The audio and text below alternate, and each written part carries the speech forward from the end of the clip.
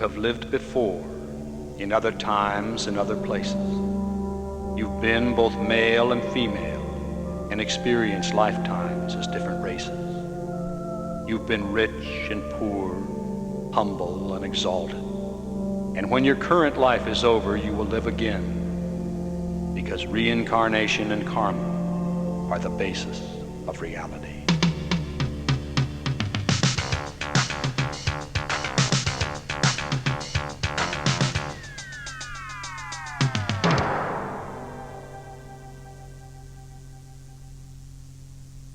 Welcome to the Reincarnation Show.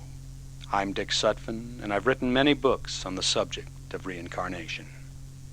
I hope you'll join me and my studio audience for the next hour as we explore one aspect of reincarnation and karma. And we'll be right back after this message. The Reincarnation Show is recorded in the studios of Reincarnationists Incorporated, a non-profit educational organization to promote peaceful planetary transformation through mass communication of the liberating, self-responsibility concepts of reincarnation and karma. And this show is on the air because many people who care very much about spreading the word have donated money for us to be here with you. We'd like to tell you more about our organization. We publish an exciting newspaper called What Is, and it's devoted to the subject of reincarnation. Each free issue contains life-changing articles, plus the latest news on our New Age activist activities. So if you have a pencil, here is our address. Reincarnationists, Box 3009, Agora Hills, California, 91301. That's Reincarnationists, Box 3009, Agora Hills, California, 91301.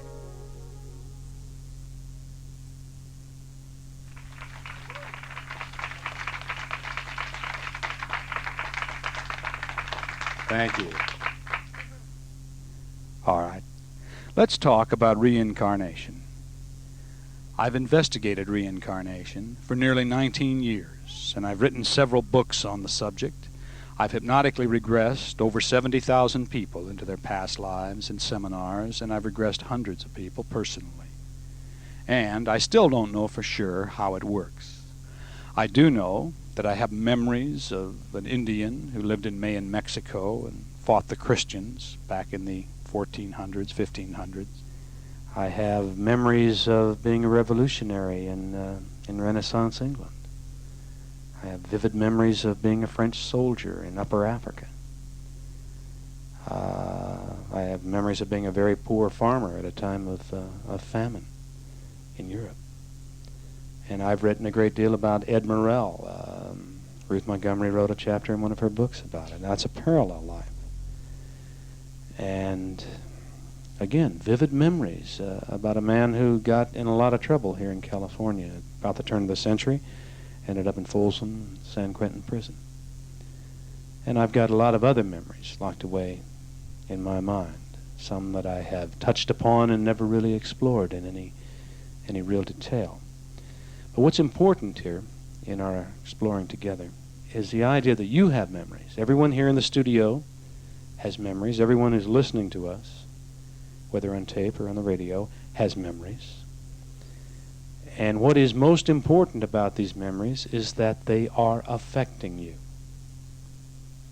Doesn't really matter how they work if the memories are affecting you.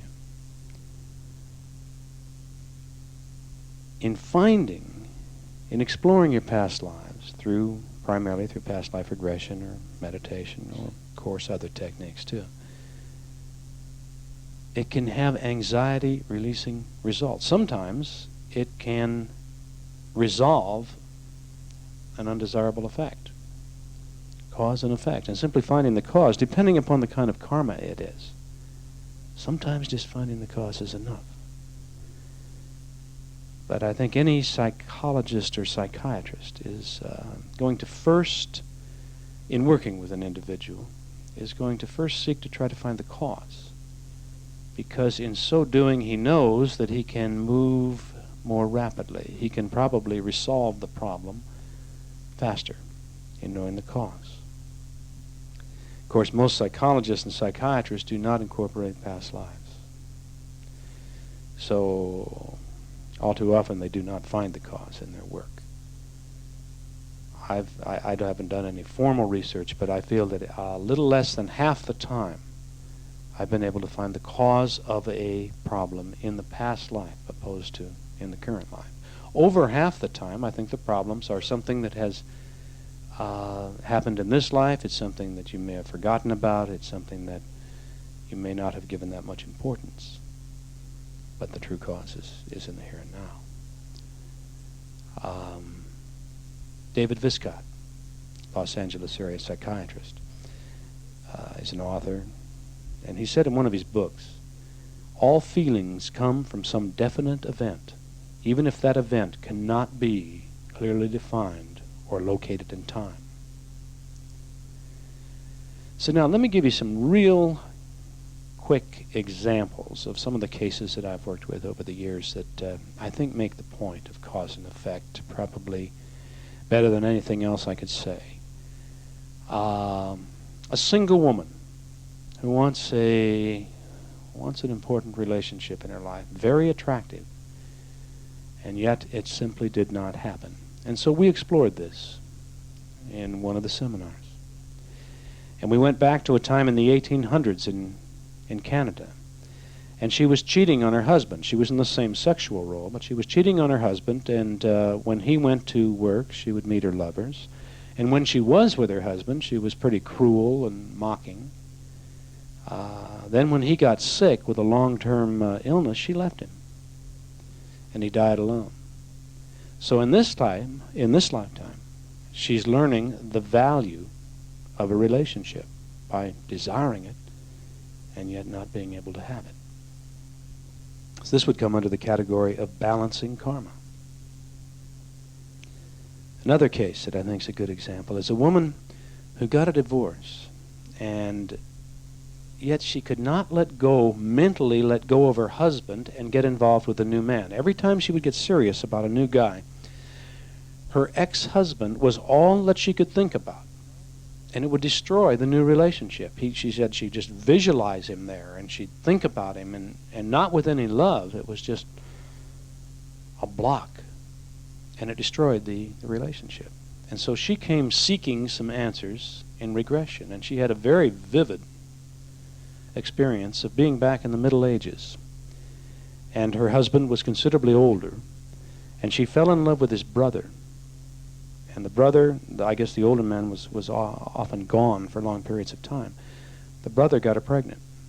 The husband found out, and when he got back, he cut out both their tongues, he tortured them, put them up for public ridicule, and then hung them.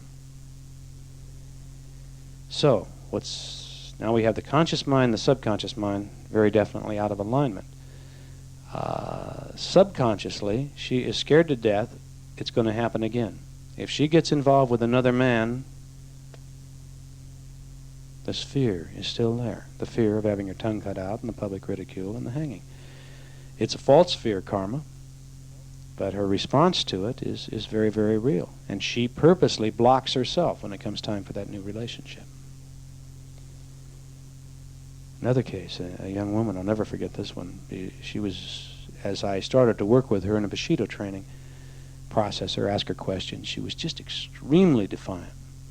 And it was very obvious that she was resisting everything and everyone in her life. Her parents, her family, her marriage, her job, society as a whole, everyone. And so I took her back to the cause. Let's go back to the cause of your attitude. And she found herself in a German prisoner of war camp. And she was screaming, and she literally screamed in the regression we did. They can't do this to me. They can't do this to me. So in this case, of course, we forced her to totally experience the hatred and the resistance from the past lifetime so she could let go of it in the present life. Brad Steiger had a case. Brad's a close friend, and I like to tell his case of a workaholic. And Brad was working with his wife, actually. And his wife was considering a divorce because the workaholic simply was unwilling to spend any time at all with the family. So I guess the wife talked him into coming to Brad. as a last resort, and he didn't really believe in much of this, but he was a very, very good subject, and he went into a very deep trance. And when asked to go back to the cause of his need to work literally night and day, he saw himself in Europe at the time of famine, and he was burying one of his children who had starved to death. And as a parent myself, I can't imagine anything that would probably be more terrible to experience. So again, you have a false fear. The subconscious mind and the conscious mind are out of alignment. The subconscious mind says you're going to work night and day nonstop because you don't ever want to have to experience that horrible, horrible feeling again of not being able to feed your children. Obviously, it's not valid. The fear is certainly not valid in the context of the current life. This man lived in Scottsdale, Arizona, and you don't have many people who starve to death there. So I wrote, I think, in You Were Born Again to Be Together about a case where a woman worked in a doctor's office. She was a nurse. And she would call the female patients coming into the office for their appointment, and she would tell them not to wear any perfume. And this was getting in the way of her job, because the women would come in and they would complain to the doctor, griping about the fact that they had to forego their perfume. And so the doctor said to the nurse, handle it. And she hadn't been able to do anything any other way, so again, she turned to... People often turn in desperation to past life regression. They figure they've got nothing to lose, nothing else has worked, maybe we can try this. And in this case, she saw herself in what appeared to be an Eskimo lifetime. And she was walking out of a trading post, and as she got outside, a man grabbed her, put his hand over her face, and drug her behind the post, the trading post, beat her up, raped her. And the ambigus, I guess it is, which is the basis of perfume, would be in the oil of the fish, the whales and the other fish that the men, the fishermen, would be working with. So the basis of perfume left an indelible scar on her soul that manifested in this life, again, as a false fear, the fear of perfume triggering this terrible incident from the past. Once she had experienced the past life regression, it ended the effect. And this is often the case with false fear karma. Once someone can understand the basis of their fear and see that it really does not relate, they can let go of it. Does not usually work that rapidly if it's balancing karma. That's something you have to work out until you can forgive yourself. I know of there's another type of example, a physical reaction in regard to a young woman who, in her 30s, and you couldn't touch her neck. Her husband couldn't touch her neck. Nobody, her children couldn't touch her neck, but she'd tremble, panic. And in a rather dramatic chakra link-up and regression, she saw herself as a young woman, 16 years of age, and she was hiding in a basement with her older sister, trembling in fear, and there were soldiers upstairs. And eventually the soldiers came and they found the two girls and they pulled them upstairs. And they were taking the older sister off, obviously, to rape her, and the young girl got hysterical. Started screaming and yelling and carrying on, and one of the men grabbed her and choked her to death. One of the soldiers. There again, false fear manifesting from a past life. Every time someone touches the neck in this life, it triggers the subconscious memories that are still there, still affecting today. Okay, I think those are probably some pretty good examples of past life situations affecting the present, the type of situations that we ideally work with in past life therapy. So what we're going to do right now for just a moment is to take a break, and we'll be gone for about a minute, and then we'll be right back. Stay with us, please.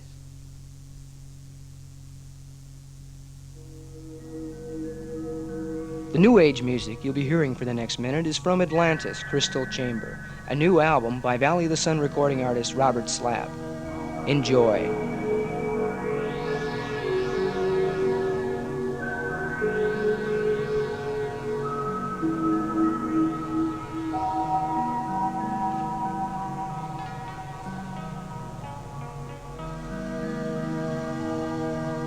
If you'd like a copy of Atlantis Crystal Chamber by Robert Slapp, it is available in many metaphysical and record and tape stores.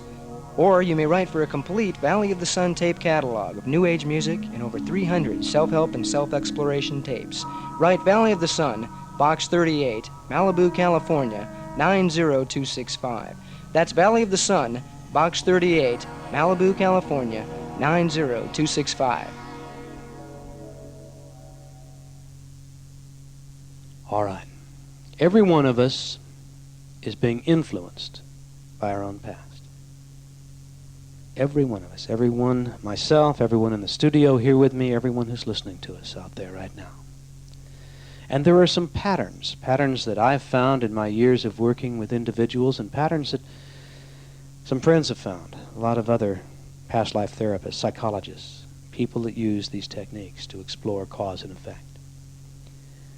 One of the patterns is if people have headaches, tension headaches, migraine headaches, general headaches. So very often you can trace it back to something that has happened in the past life in the form of pain, hurt, you're shot in the head, you're guillotined, you're clubbed, you're stoned or hung. Something happened that was probably fatal and is carried over. And of course it doesn't always work quite that literally. I'd say for every time it does work that literally, it will be, and another time it will be something that will be related, but it'll be very different. We found that insomnia or sleep disorders will oftentimes relate back as a pattern that has come up on several occasions to a situation where somebody has been murdered in their sleep or sexually molested in their sleep, awakened from sleep. Even going under anesthesia, going under the knife and dying as a result, has resulted in sleep problems in the current life. Abdominal pain, there again, you could have been shot or swords, or on 2 occasions I found people who have experienced the Nazi prison camps. When a past life therapist is working with someone who has a physical problem, some form of a physical problem, but there's also depression or some emotional problems associated with it, it seems that without fail it will trace back to something that's happened where guilt is associated. There again, either in this life or the past life. I've found more often than not the past life in this situation. Usually traced to some kind of a strong, a tragedy with a strong guilt carryover. Probably a perfect example of that would be Dr. Edie Fiore's case history that she was telling me about a while back, about a woman who came to her, and the woman was in her 40s, and the woman had terrible migraine headaches. She'd been having them for years, at least one a week, from the time that she was 7 years of age. They'd tried everything. They'd done all of the latest techniques, the nuclear scans, everything that can be done to find the cause. And according to the medical practitioners, there was no problem. She should not be having the headaches. And yet, of course, she continued every week to have migraine headaches. Went back to several situations where she'd been hurt in the head in the past. But there again, Edie pushed on because of this, the depression that was associated in the severe problem, the severe physical problem. And ended up coming to a lifetime in which, as a 7-year-old girl, little girl, she had a 2-year-old sister, and she was extremely jealous of the 2-year-old sister. 2-year-old sister seemed to be Daddy's favorite, and the 7-year-old, one day, in a fit of jealousy, picked up a large rock and hit the 2-year-old in the head with a rock, and of course didn't mean to kill her, but she killed her. Father almost killed the 7-year-old. It was only the mother's interference that saved the 7-year-old. So the girl obviously grew up for the rest of her life in that lifetime with a terrible, terrible sense of guilt, and I'm sure was reminded at every turn of what she'd done. Carried over into this lifetime, and at the age of 7, she begins to have the migraine headaches as a form, of course, of self-punishment. Self-punishment. Overweight. Boy, I've seen so many different causes on that. Very often it is a situation where someone has not had enough food in a previous lifetime. There'd probably be a lot of people in Africa reincarnating and will be fighting a weight problem in their next life.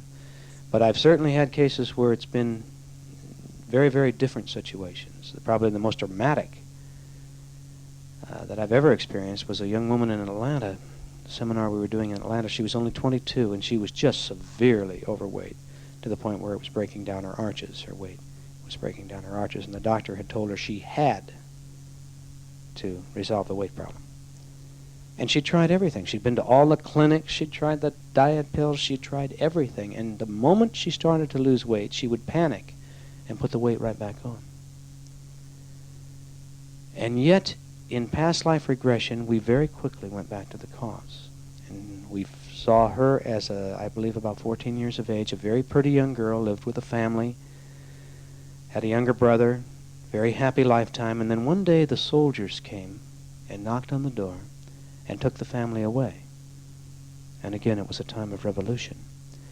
And it was the beginning for this pretty little 14-year-old girl of being physically abused, and eventually it ended up in her execution.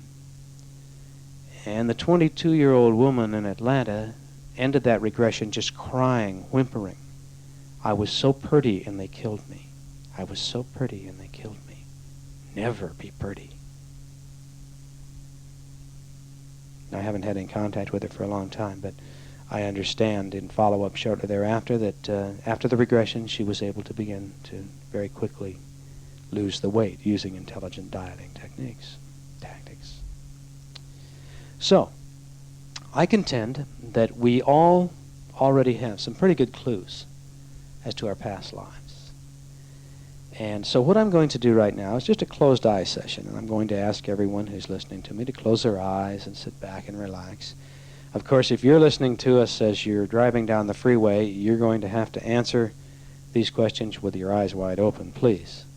But those of you who can now, if you just sit back and take a very deep breath, close your eyes. And this is just a short little process, and it's designed to pinpoint some of the more common areas of potential past life influence. So what I want you to do is just to listen to that very first thought, and this is critical to the success. The very first thought that jumps into your head. Don't give yourself any time to think about it or rationalize it or intellectualize it. Simply listen as that very first thought jumps into your mind. Okay, so right now I'd like you to look back on your life and see if there's anyone in your past at all that you were strongly attracted to the moment you met them. Look for a relationship in which there was an immediate, strong attraction.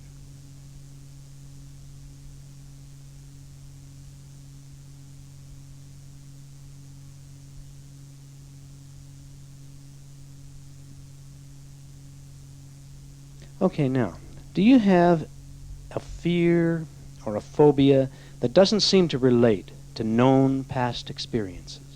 A fear or a phobia? First thought.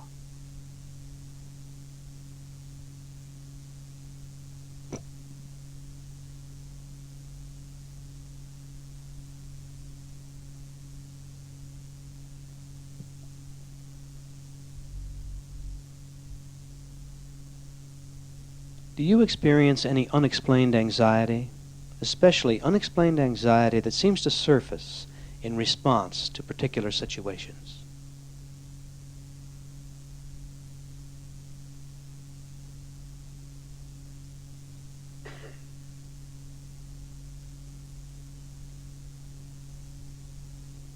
Do you recall an unexplained childhood dream, or do you have a repetitive dream that doesn't seem to relate to your current life?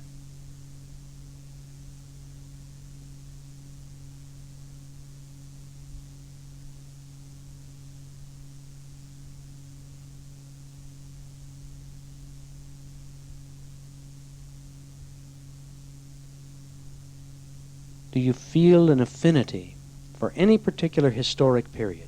The whole gamut of history. Is there one period that you feel very warmly toward?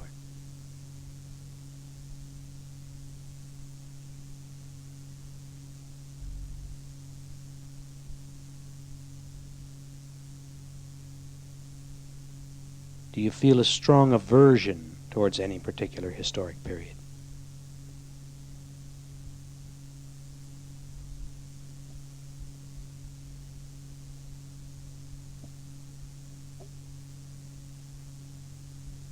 Is there a particular race of people that you seem to relate to warmly for no apparent reason?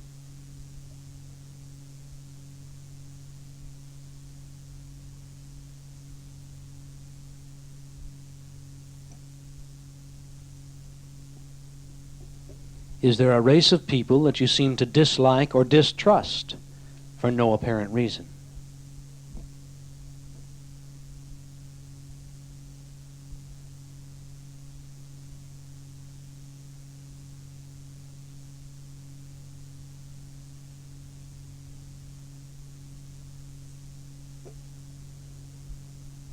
Okay, now talents are often developed over many lifetimes. Do you have a particular talent that can't be explained genetically or as a result of your environment in this life?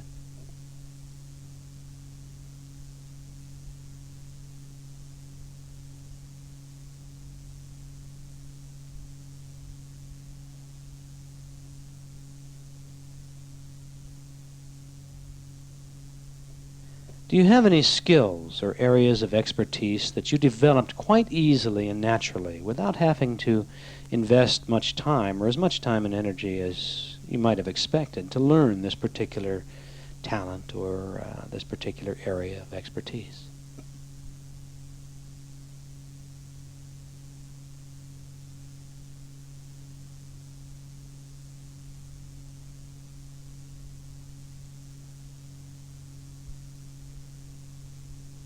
Do you feel that your attraction to spiritual concepts relates to this life, or do you feel it coming through, bleeding through from prior spiritual evolution?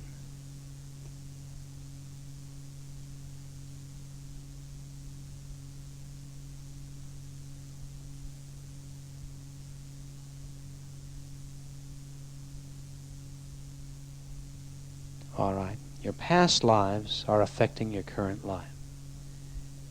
And be aware that every feeling you have relates back to some event or a series of events in your past. Maybe in this life, or maybe it relates back into consciously unknown events of previous incarnations. Finding out how your past is affecting the present is one step towards rising above the past. I contend that we're here on earth to learn to let go of fear and to learn to express unconditional love. Once you've learned what you need to know, you can let it go and go on to new opportunities, new learning, new spiritual evolution.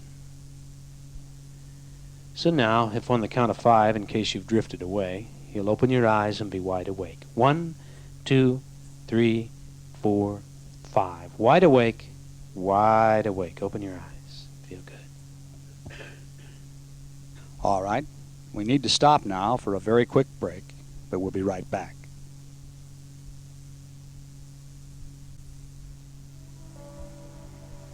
Did you know that the largest circulation metaphysical New Age magazine in the country is distributed free? Master of Life magazine is mailed 4 times a year to nearly 250,000 people. Each full-color issue is filled with exciting articles and self-help information. As an example, issue 33 contains 4 in-depth articles and regular features. The story titled Love and Joy, Tears and Growth contains 3 exciting case histories. The article Increasing Crystal Power offers techniques to get better results with your crystals. Marcy MacGyver's Soulmate is a dramatized true story of an irrational fear that begins when Marcy meets her twin flame. The Sedona Psychic Vortex story relates the incredible experiences of several people while visiting the most psychic area on the face of the earth. Be with us at the next break, and I'll tell you how to write or call for a free copy of Master of Life magazine. And now, let's get back to the show. Okay, anyone have anything they're willing to share? Are you back here? Helen, you've got a microphone. Are you willing to pass it around? Who's willing to share anything that came up for you that you know ties into the past or that came in real strong? If I could have everyone just hold it on your chin and just speak up in a normal voice. My likes to a certain race came up for the black race, and my dislikes came up for Egyptians and the time of Egypt. real strongly for me. Do you have any knowledge as to Yes. why? Yes, Okay. I How do. does it relate? Does it relate back to a past life? Yes, it relates back to the time of Amenhotep, and through some investigations, it seems that I was in a plot to assassinate Amenhotep and took over the throne, and did this on my own, and then found out through a trance channel that that's exactly what happened. Same thing. Somebody else verified it then. Yeah. Yeah. Good. Thanks. Anyone else willing to share at all? What came up right here? I had a this happened also I once before on one of these inductions where I experienced myself getting cut off, my head getting cut off, like a guillotine type thing, and with I guess either a wife or somebody and a son watching in the distance, something like that, with my eyes closing, and that's the last time I saw them, that kind of thing. Marie Antoinette, huh? I guess. Saying goodbye. Yeah. So what was your reaction in the process we just did towards a particular race or a particular time period, or just that image pops up? I can't tell the time period. I don't Yeah. know. Just the image of it. Yeah. Whatever period that would have happened in. Yeah. I don't know. Yeah. Don't blame you. It sounds terrible. I used to have as a kid, I was raised in a Presbyterian church, and every Sunday I would be going with my parents, and I used to sit there, and I'd have these flashes of a hand drawing back the bolt on a machine gun. And it seemed ridiculous. It would just flash again and again and again. And it'd be just like a little movie that would go by. A hand drawing back the bolt on a machine gun. And it wasn't until I was probably in my 30s when I got to know some Arab people that it all started to come together, because we got to know some people socially who were Arabs living in this country, going to school in this country. And every time I would find myself in a party situation or gathering at someone's house and these people were present, I'd always end up in the corner of the room and that flash would start to come again, the hand on the machine gun. And it was later exploring in past life regression, being a French soldier around the turn of the century. Nothing very dramatic, nothing very wonderful happened, but just a situation of policing in the upper African nations and having to deal with the Arab people. So I've kind of gone out of my way to try to get past that now, because I don't want that kind of a programming to carry forward. But it was interesting to me how I got to understand, and many, many years were involved. Anyone else? What came up for you in this? Anything, affinities or aversions? They're good clues. Willing to share? Good clues as to past lives. Well, I'm not sure. I had a sword fight with Christ when I was a child for many years. It was a strange thing. Sword fight with Christ. Yes. Tell us more. Well, this happened for several years, probably between the time that I was 6 and 9. Towards the morning, I would come out on a cloud dressed in white, and I had a golden hilted sword with a silver. And suddenly he would appear. How I knew this was Christ, I have no idea, except he was dressed in white, I suppose. But we would hack at each other. No blood spilled, nothing happened until I would wake up. I flashed a little on that. But it took me to thinking about people and the warmth I felt for some reason towards the Asians, and particularly the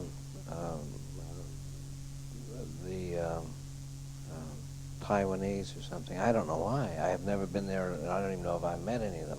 And I felt a great sympathy for the Egyptians. I've been there. Yeah. But and especially. But you still don't know exactly why you were sword fighting with Christ, huh? No. Well, it'd be an interesting I've one tried to trace back. to figure these things out. I'm a dragon, and supposedly he was a dragon. I don't know. Maybe it's something inside of myself. Yeah. Obviously, there's no doubt about that. But Yeah. But what? I don't know. Yeah. I've been told many things, but I haven't felt too many things. I was told that I was in India when Alexander came through, and I was in a well, it wasn't really. It was more of a trance thing. It wasn't channeling then. They didn't call it that then. In Topanga, in '69, and Joseph Kopechne was the fellow that was doing it. He was called the Sage of Topanga. Yeah. Anyway, he was relating this through the person that came through him, Cuson or Lucin or someone, that when he did indeed come into the country, I had a harem of 200 girls and elephants.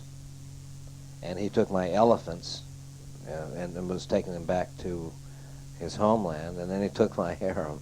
And then And that was too much. And then I attacked, and of course was killed. And I felt a blade in I felt a pain in my neck. That's about the only thing in past that people told me. I've never been regressed.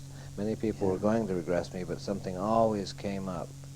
Like I would get there and they were sick or tired or they had to go or... This is the time. We're going to find out. Yeah, it would be amazing. I always assumed that crawling out of the woodwork of my soul would be Satan or something that would terrify the entire world, something. Well, we'll see. We're going to get back to you in just a minute, man. Do we have chains? Yeah. Thanks. Anyone else here for a moment?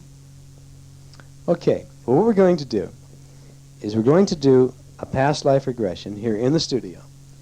And the regression is going to be to see if you've been together with someone else in your life. Now, you're going to have to choose the person that you'd like to explore. Hopefully, you choose an important relationship, because it is my experience that these are the people that we're born again to be together with.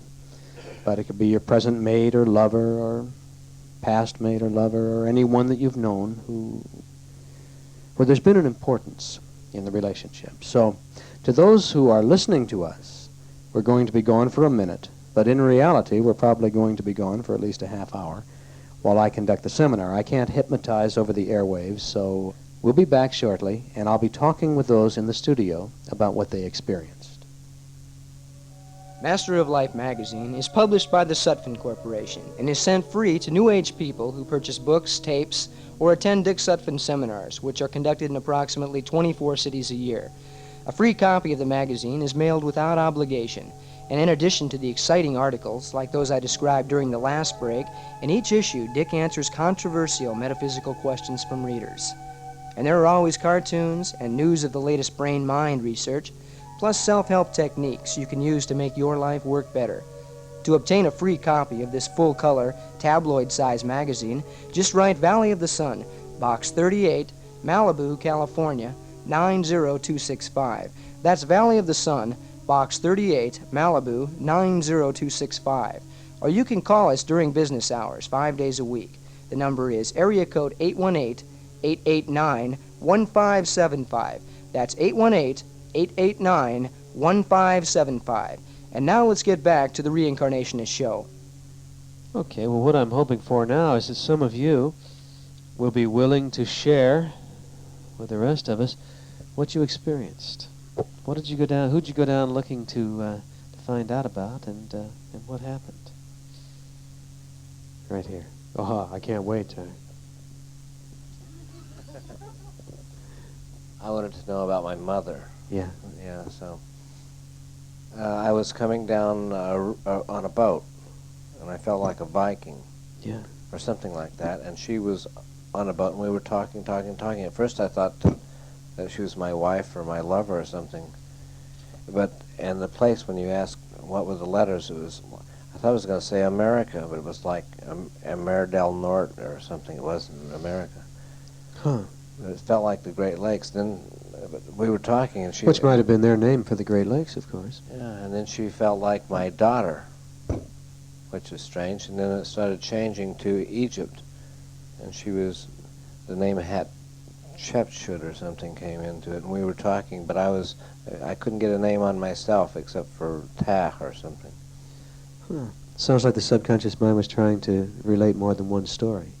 So you definitely feel there was probably a tie, though. Yeah, there was vivid there impressions. Seems to be something that I know about her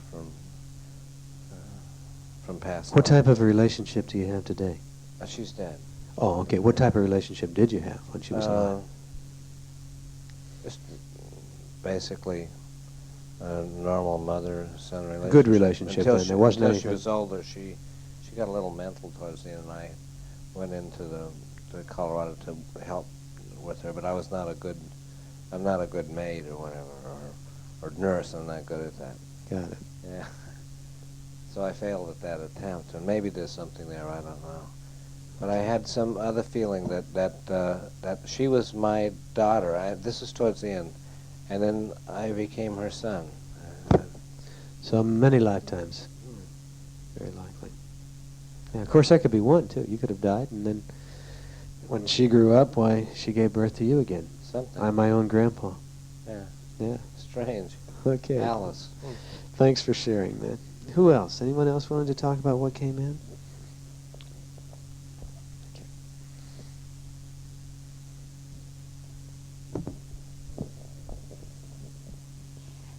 This was really interesting because there's a spiritual teacher on this planet that's alive today in physical embodiment. And I've always wondered about our past because we're so close, and right now he's in a different part of the country. And when I send him love or something, he actually can touch me with his consciousness, and he's really something else. And in one of your seminars before, I saw him with me in a different lifetime, always as Indians. And when I was studying with him once, he showed me what I looked like in that lifetime, and I've never understood what the importance was of that lifetime so much, but it always goes back to this one thing of being Indians. Until tonight when you said, what are your cosmic ties together? And it was really neat because it was like looking at the universe as pure consciousness, as if you could go way back to the beginning of time. I don't even think there was a beginning, but for a moment it was a feeling of being totally like pure being, without form or anything, and it was just he and I. So it's really neat. Nice, real nice. That's great. Anyone else want to share? Okay, usually I do very well, and I can really pick up on lifetimes very easily, but there was one person I particularly wanted to pick up on tonight, and I couldn't. I couldn't. I had a marvelous astral trip. I astral traveled the whole time. There was times when I wasn't sure if I was just astral traveling or in a spaceship. I was all over this planet, and lots of places, quick, moving, fast. Could not touch in on this person I wanted to, but I had a great trip anyway. I think it's great. I envy you. So what do you think? Probably no lifetimes that you've been together? We've been together at least 2. And But you already knew of those. Which I knew of, but there's we've come to a block, and there's more I want to know about one. I mean, I got blocked, and I really want to know more, and I can't get it. So instead of picking something else, I thought, I am so spaced out tonight. That screen thing, I am deeper than I usually go. This is the opportunity. Nothing. Yeah. So what I had was a great trip, marvelous. I feel wonderful. I didn't go totally out. I just really had a wonderful trip. But I did not get anywhere near what I wanted to get tonight. Interesting. I mean, it wouldn't come near me. I'd trade you. I'd rather have yours. That sounds like more fun. I probably would too, is why I did what I did, because I think I'm getting in some real heavy stuff there. And Great. I think that's what happened. Oh, and in the end, it was so good. My guides and my aunt, my grandmother, and all the people on the other side, and my higher self, all came together and they were so happy, and they did almost like a little dance and just hugged each other, and so I had a lot of inspiration and a lot of touching the other side, and I feel fantastic. Thanks for sharing, hon. And we need to take a very quick break at this time, but stay with us. We'll be right back.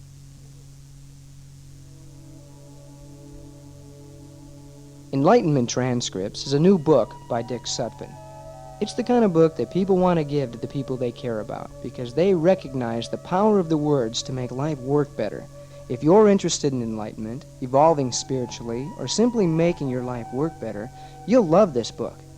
You'll see how Dick can help someone resolve their present problems by looking back into their past lives. There is also a major section in this book on how to end suffering and attain peace of mind. This is the most important message you will ever read anywhere. And here is the best news of all. Enlightenment Transcripts is a paperback book and costs only $3.98. It is described in detail in Master of Life magazine, so write today. Our address is Valley of the Sun, Box 38, Malibu, California, 90265. That's Valley of the Sun, Box 38, Malibu, California, 90265. Let's do one more here. Let's do Shay. Mine was rather interesting. In the beginning, all of my guides were with me and literally took me up in the light.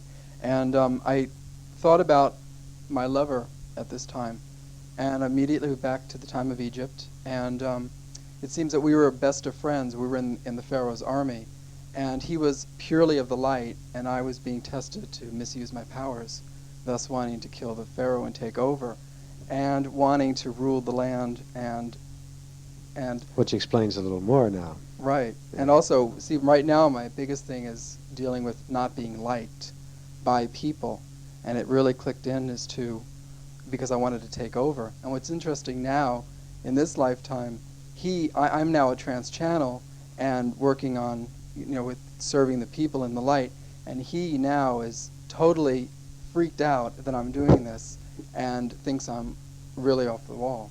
It's just real interesting how the ties. I've never really understood that until right now. So how do you handle it karmically? What is the best way for you to handle it to resolve the karma? What I was told was because he was trying to help me so much in the past lifetime, it's now my time to give the light to him and let him do his own thing and just be there. And to be very patient, right, and loving. right. Yeah, I would agree with that too. So that was real powerful. Thanks for sharing that. Thank you. Good. Anyone else? Marianne?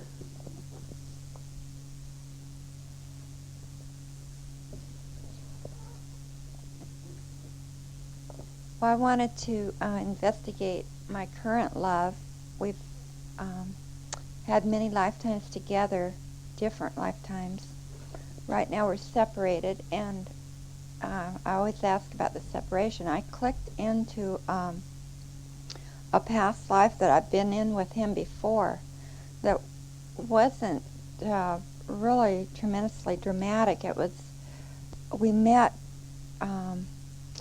during the Civil War in Georgia. He was a Yankee captain, came through, and the soldiers with him. He was on horseback, and I find this really interesting because he's just deathly afraid of horses now. And you were a woman in this I lifetime? was a woman. Okay. I was one of the young women of the plantation, and these soldiers came in for food and rest, and most of them were really rude and, hostile. And he, as their leader, quieted them down and was very kind. And this impressed me because I was very, very frightened. And then he came back later, apparently after the war was over, and then settled in there with us. But I didn't get any real answers as to why we're separated now, just that we will be back together, and that. And you're not separated because either of you really wants to be separated, because I know the situation a little bit, so it's kind of an unusual separation. And then I got a message that I've been kind of fighting this surgery that he's supposed to have, that I'm to just go ahead and accept that, and then he will. Interesting. What about when asking about the karmic, when I asked you about the karmic overview? What did you get then? Anything that you can recall? Well, I got... as far as the lessons you both needed to learn, and had you learned them? I need lessons in patience, which I feel like I've put in my time in patience, but apparently I haven't. Didn't know the size of your karmic debt until tonight, did you? It must be huge. Okay, thanks. Thanks so much for sharing. Who's willing to share what just came up? Well, I was concerned with my grandson, and we went back to early Atlantis. We were students in a temple. I go back to that golden temple sometimes, so that's where we were together. Yeah. And he's to carry his truth he came with into the new age. He's 6 now. Okay. What were you both students at the same time, or was it a? Oh.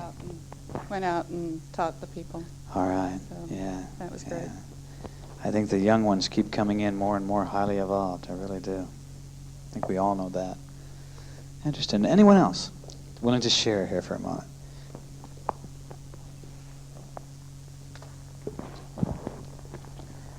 Mine goes back to a lifetime with my husband. We were not husbands then. I was a courtesan in Greece. And this is something we have to work out in our lifetime. I was subservient to him, and he beat me and forced me into submission. And What's the relationship like today? Her body language is going like this. I know, because I know that time is really heavy. I've done a lot of regression on this, but never to this point where it got this heavy. In this life, it's better. I'd hoped it would be. No, but we still have a lot to work on. And what do you have to work on yourself, Jenny? What is the proper way for you to handle it now? To tune in spiritually to him. That's what I need to do. What does that mean? That's kind of an abstract thing. To Well, tune in spiritually. I don't understand his whole thought process and where he's coming from, and I need to know more and relate to him on his level and where he's at. I'm not doing that, and I need to do that. What if you were to simply respond to him with unconditional love? What would that mean to you? That probably would help. I'm sure it would, but aside from that... Oh, gosh. What would it mean? Unconditional love. It would mean that I would give everything up that I've held on to in the past for a reason. No. Then I don't think that would work at all. That wouldn't really be unconditional love. No? No. To me, unconditional love would be to accept him the way he is, without expectations of change, because you can't change another human being. It's not going to happen. It's not realistic. So the idea of accept him for what he is and love him for what he is, without judgment, without blame, without expectations, and then give to him all that you can give, to the extent that you can give it, but not to give things up. I don't think that would work. Could you do that to him? Could you just say, you're just fine the way you are, or you're perfect just the way you are? Yeah, I think I could.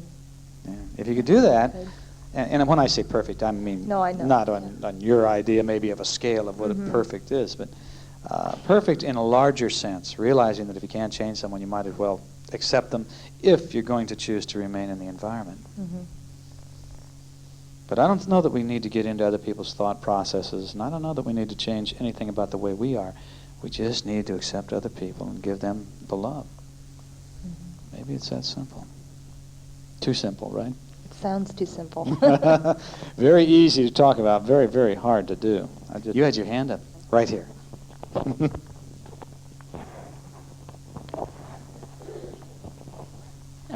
I've been wondering why this time around I met my husband late, and now I realize he was, the year was 1812. He was an English soldier and was killed. Now he was a young widow.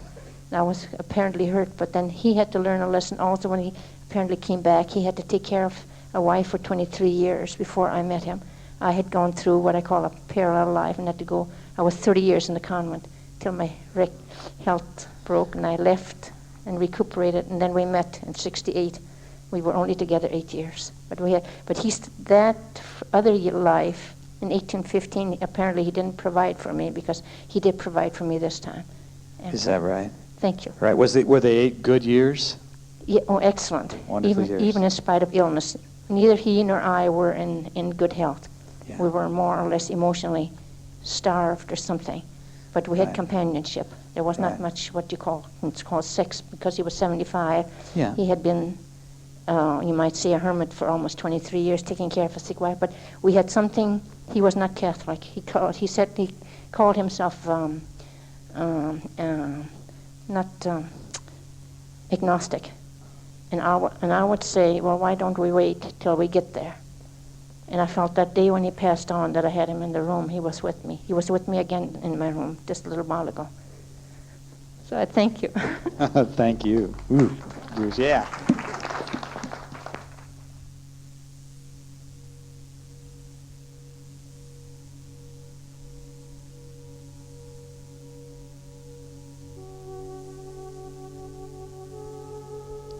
All right, that's all the time we have.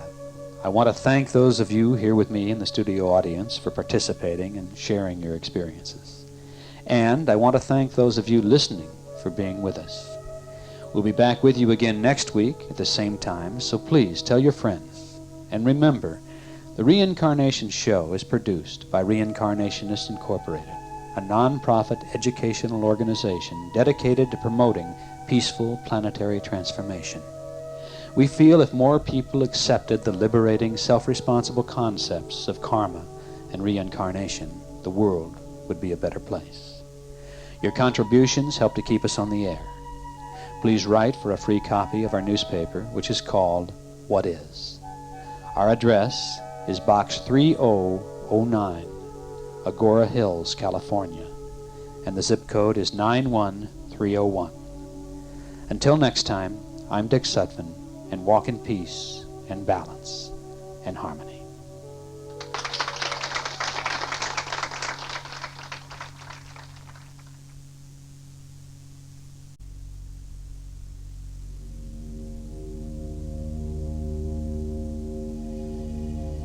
You have lived before, in other times and other places.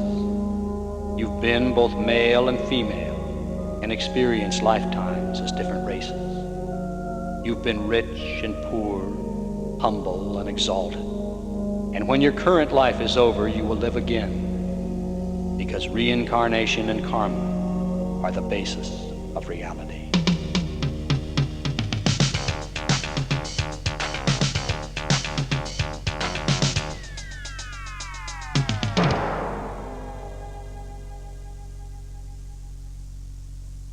Welcome to the Reincarnation Show.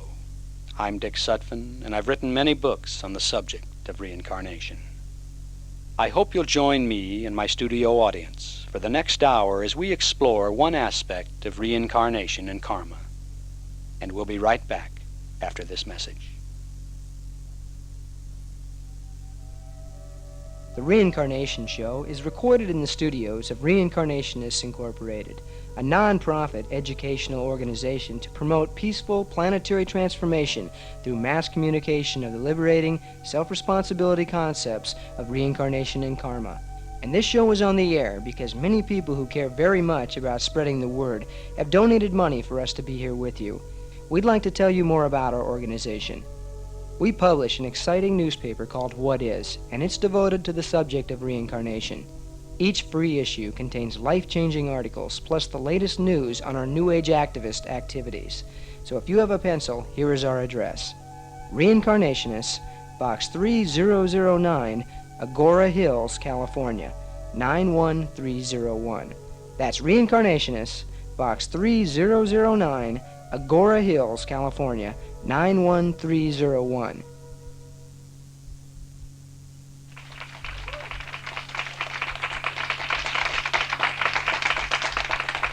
Thank you. Today's show is about the beginning of life on Earth, the initial conception. And here is how we're going to proceed. I'm going to talk about some of my work and share it with you. And I'm going to share the awareness of others. Then I'm going to open it up for questions here with our studio audience. And after that, I'm going to hypnotically regress those who are here with me in the studio. Now I'm going to take them back to their very first life on the Earth. And then after the session, we're going to talk about what they experienced. Those of you listening to us won't hear the actual regression, because if you're driving down the freeway, we don't want you in hypnosis. There's also a law, of course, about inducing hypnosis over the public airwaves. Okay. Obviously, one of man's eternal questions and quests is for the knowledge of his origin.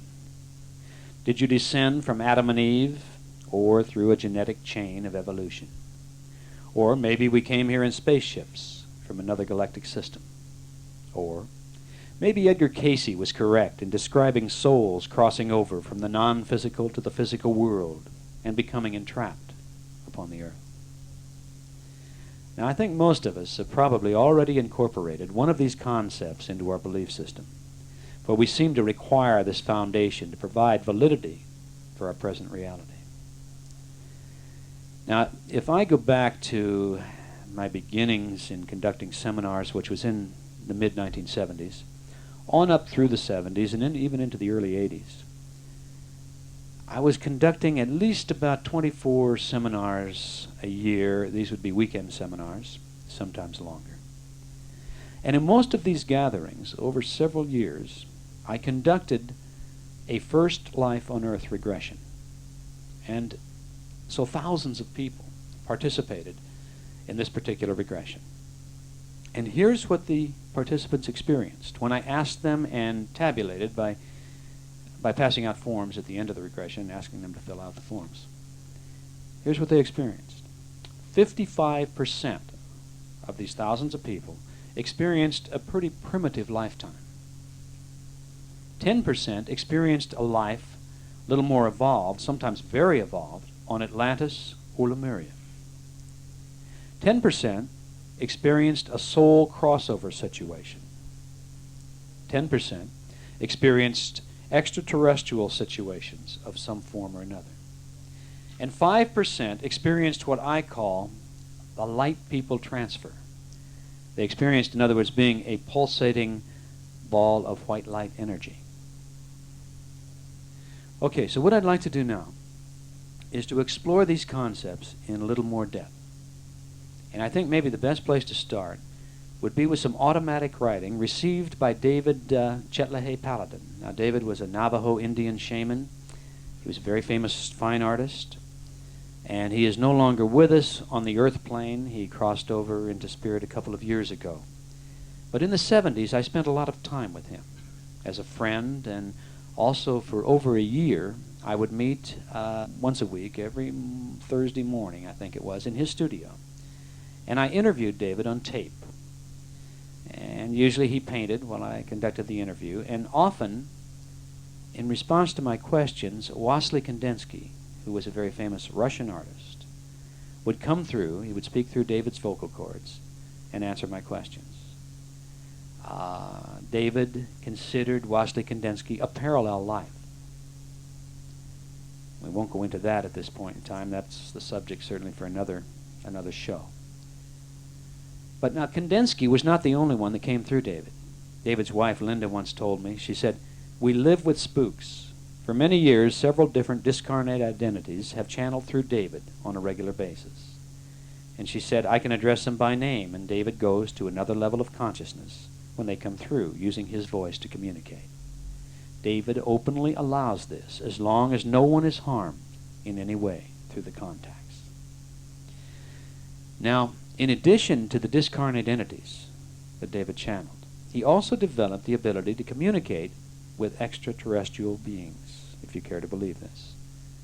In one case, he seemed to be in contact with a beacon of some kind. It was like a tape recording from space that repeated messages on a psychic frequency that could be heard only by those enlightened enough to perceive them.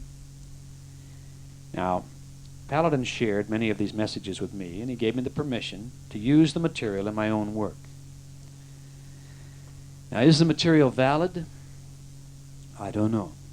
I can only go by the validity of David's channeling as it directly referred to me and those close to me over the years that I knew him. And in these cases, he was extremely accurate. And those of you who have read my books, you couldn't help but have read about David and some of the experiences that I've had with him. I think I've included him in at least 3, maybe 4 of my books. So, what I would like you to do now is simply to judge for yourself. For this is some channeling that David received about the Earth's history. I'd like to read all of it. They're just pages upon pages. We don't have time. I'm simply going to read a little of it here. These are from some people who came from they call themselves the Pleiades. They come from a system called Rega.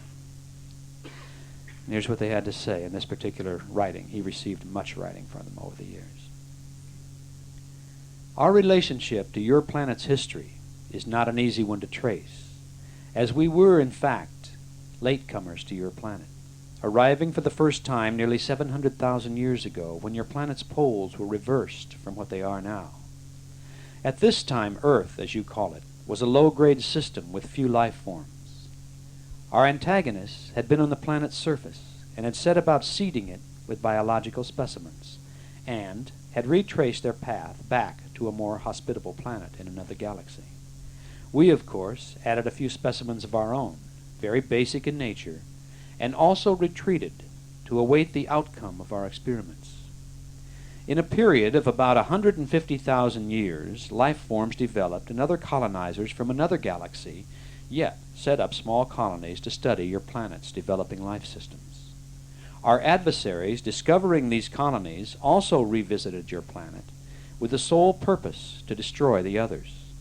But a solar explosion caused a cataclysmic event that brought Earth's temperature to an unbelievable temperature, melting mountains and destroying all life. Your planet spun wildly out of its original orbit, and the whole surface of the planet changed in form. It was nearly another 200,000 years before it once again appeared a reasonable risk for life form evolution. We once again visited briefly, and once more seeded with chemical and biological building blocks, and again retreated to await the results. As Earth's surface gradually changed and life systems again began to develop, Earth itself was racked with one tortured epoch after another as it adjusted to the strains of its new orbit and changed land masses. Again, other colonizers visited, established colonies, and left for a more suitable environment. Our next visitation found Earth enshrouded in gaseous clouds, the surface nearly frozen, and very few life forms surviving. In order to facilitate further attempts at colonization, we used our technology to relocate your moon in a suitable orbit for a working station, while placing smaller moons in orbit around Mars. Thus, we had suitable stations to work from, and facilitated our ability to use Mars and the moon as way stations. Thousands of years were spent in removing Earth's cloud cover by using intense heat beams and reflected solar energy. When Earth's surface was suitable, we then proceeded to collect genetic materials from frozen life forms and to reconstruct life once more. We did succeed in this step and once more left to await the fruits of our efforts.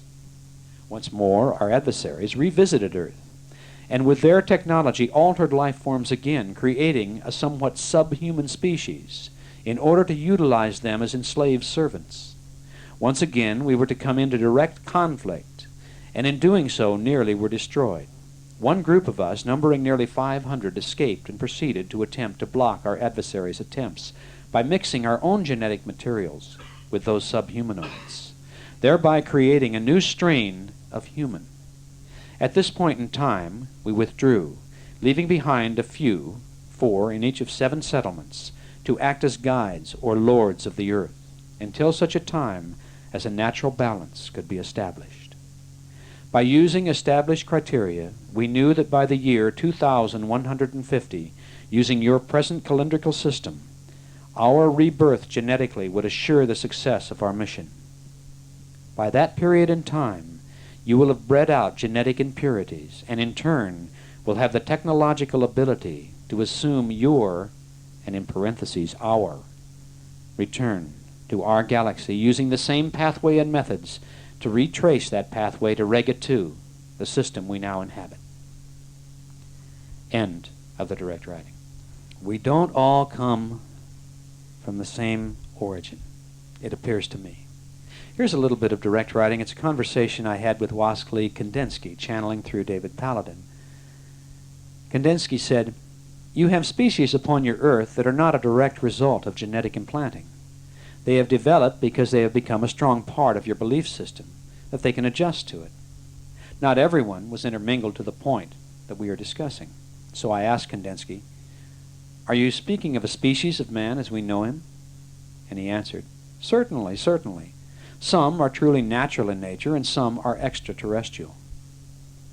I asked, "Yet they all look basically alike?" Kandinsky, "Yes, your belief system supports it. There are some minor changes, sometimes in appearance." I asked, "Would this be racial changes?"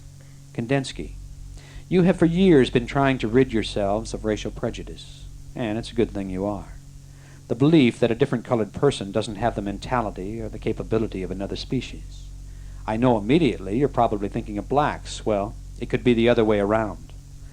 I'm not going to give you the solution. That is for you to work out. There is an intuitive awareness that different species are exploring another potential, a potential within a potential, another belief system within your belief system.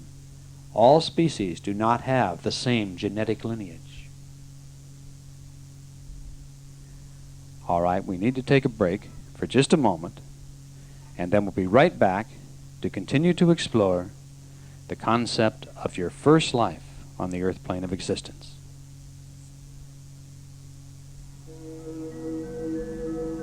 The New Age music you'll be hearing for the next minute is from Atlantis, Crystal Chamber, a new album by Valley of the Sun recording artist Robert Slapp. Enjoy.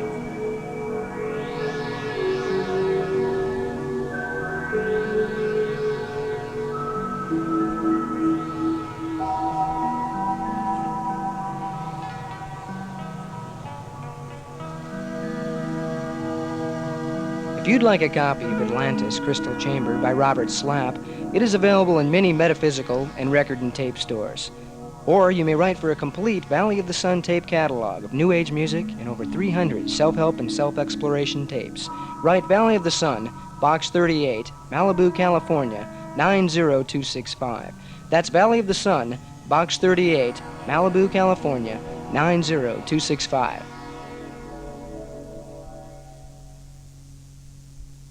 Okay.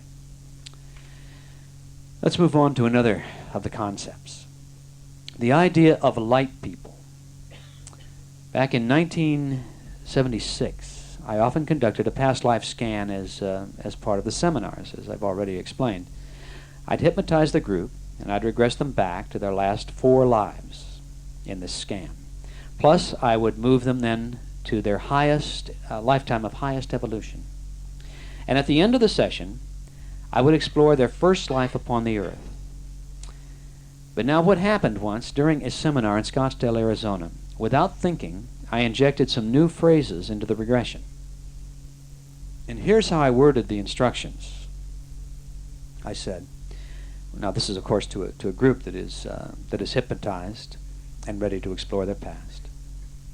I said, I want you to go backward in time as we think of sequential time, to the very first lifetime you ever lived on the earth plane of existence. When I complete the instructions, you will see yourself in an important situation which transpired in your first earth lifetime. But here's the words that I just injected. I added, if you are related to another planetary system, you may see yourself at the time of your arrival on earth. Now, during this session, one of the participants became very upset during the session, and I had to have my staff block her memories to calm her down. And afterwards, I decided to find out what had upset her.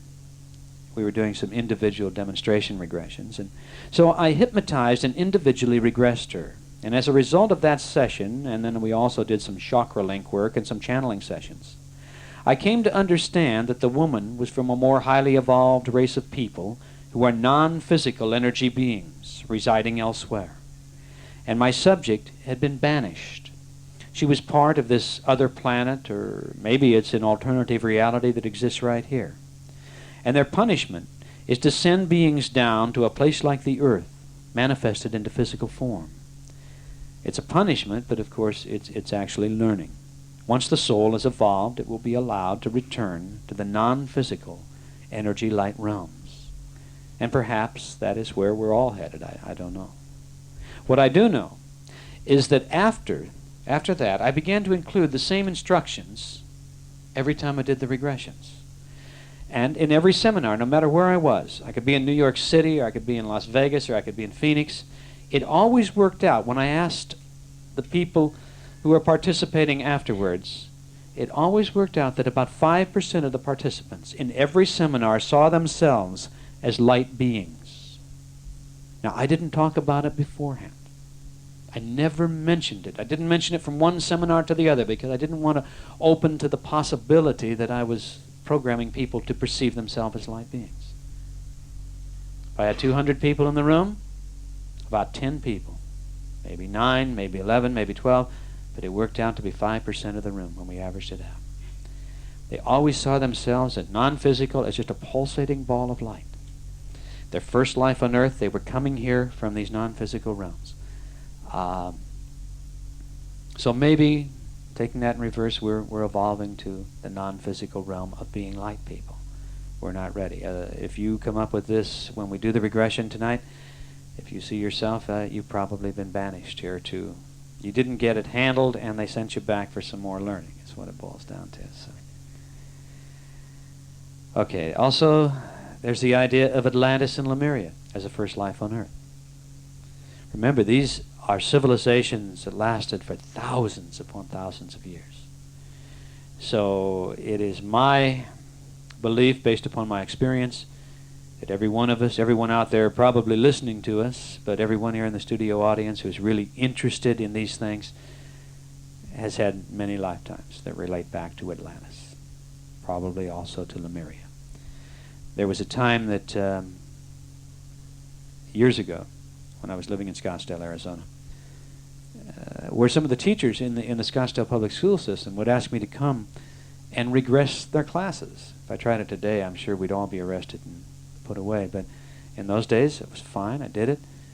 And one of my favorite things to do was to regress the class back to Atlantis. Never talk about it ahead of time. Never explain what Atlantis was. Just say, we're going to go back now to a lifetime on Atlantis, if indeed this has validity for you.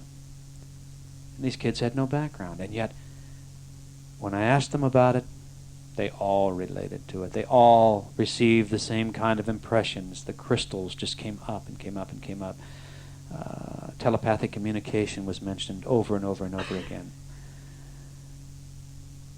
We relate to Atlantis, whatever it was, however it exists or did exist in time, and also to Lemuria.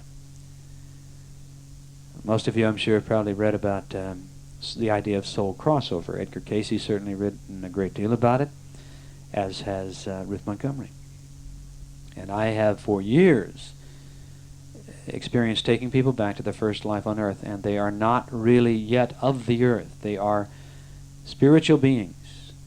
They are not, they can come and go.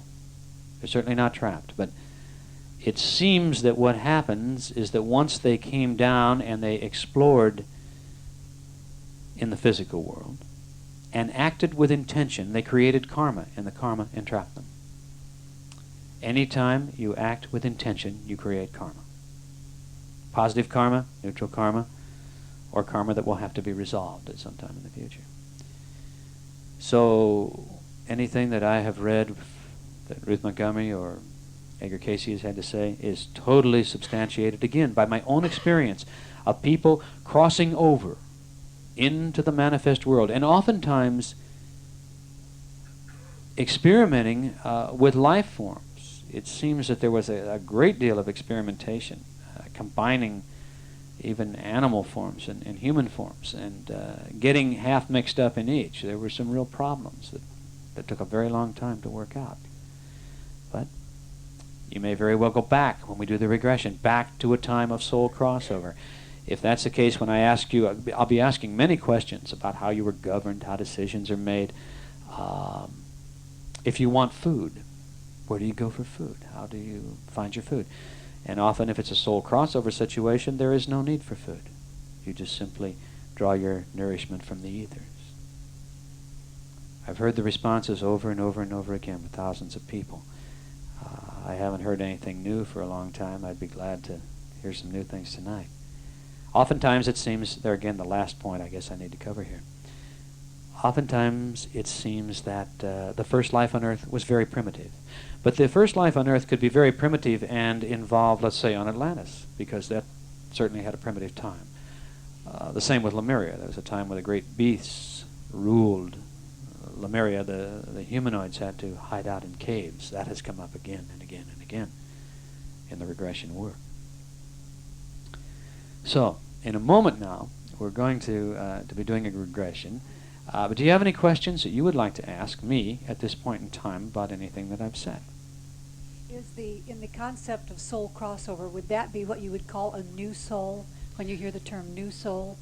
Well, it would be the first time that soul had experienced the physical and material plane. So it would be a new soul to the earth. I don't know that there is such a thing as a new soul. I think maybe all souls were divided at one time or came into existence at one time. But a new soul to the earth And now at this time now, are there new souls coming over in that sense then? My experience with that is that only a soul that had a great deal of prerequisite lifetimes would be able to cope with the very intense vibrations of today. It's a very accelerated period, a very valuable period from a karmic opportunity standpoint. Souls want to be born right now because they have an opportunity to experience a great deal of soul growth. Of course, it could work the other way, too, if we blow it. But because it is such a highly accelerated time.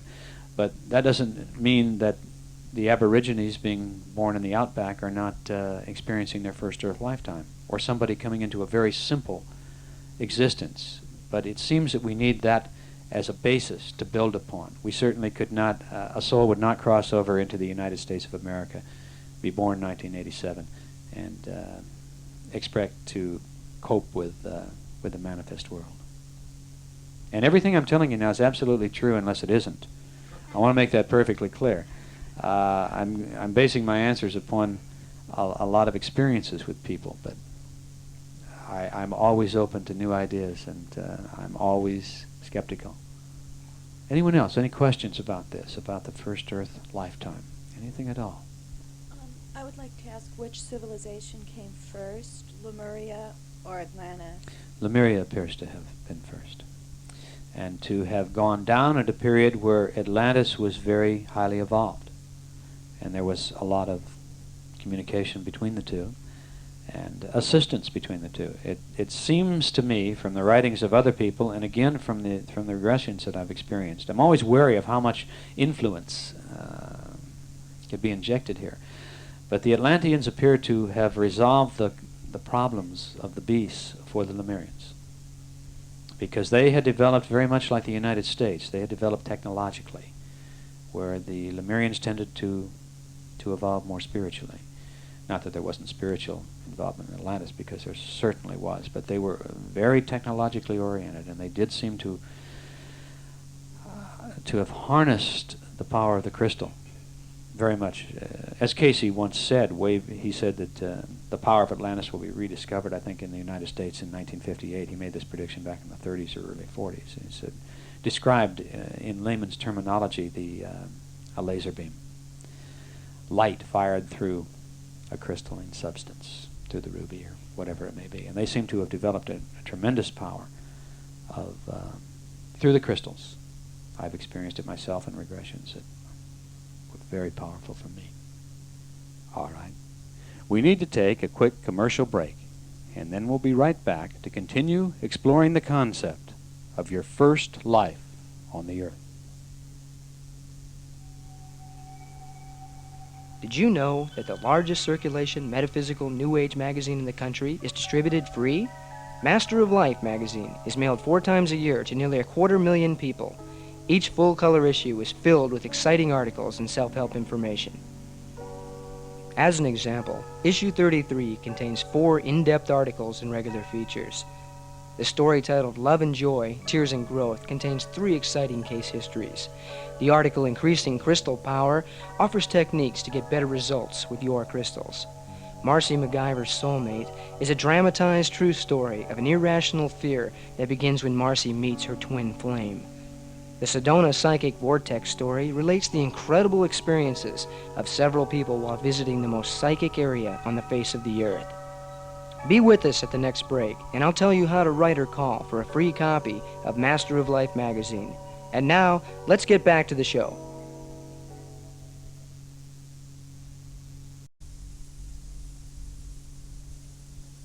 Anyone else? Any questions about this? Yes, sir. You were talking about the first crossover, the first life on this earth. Yes, sir. Is there at any time that you feel that after a person has died that they would go back into that state again as like a spear of light, for example? I'm not sure I'm following the question entirely. After they've died, that they would, in other words, instead of reincarnating upon the earth, they would reincarnate into the non-physical realm of these light-being people? Yes, and then back again. And then back to the earth again?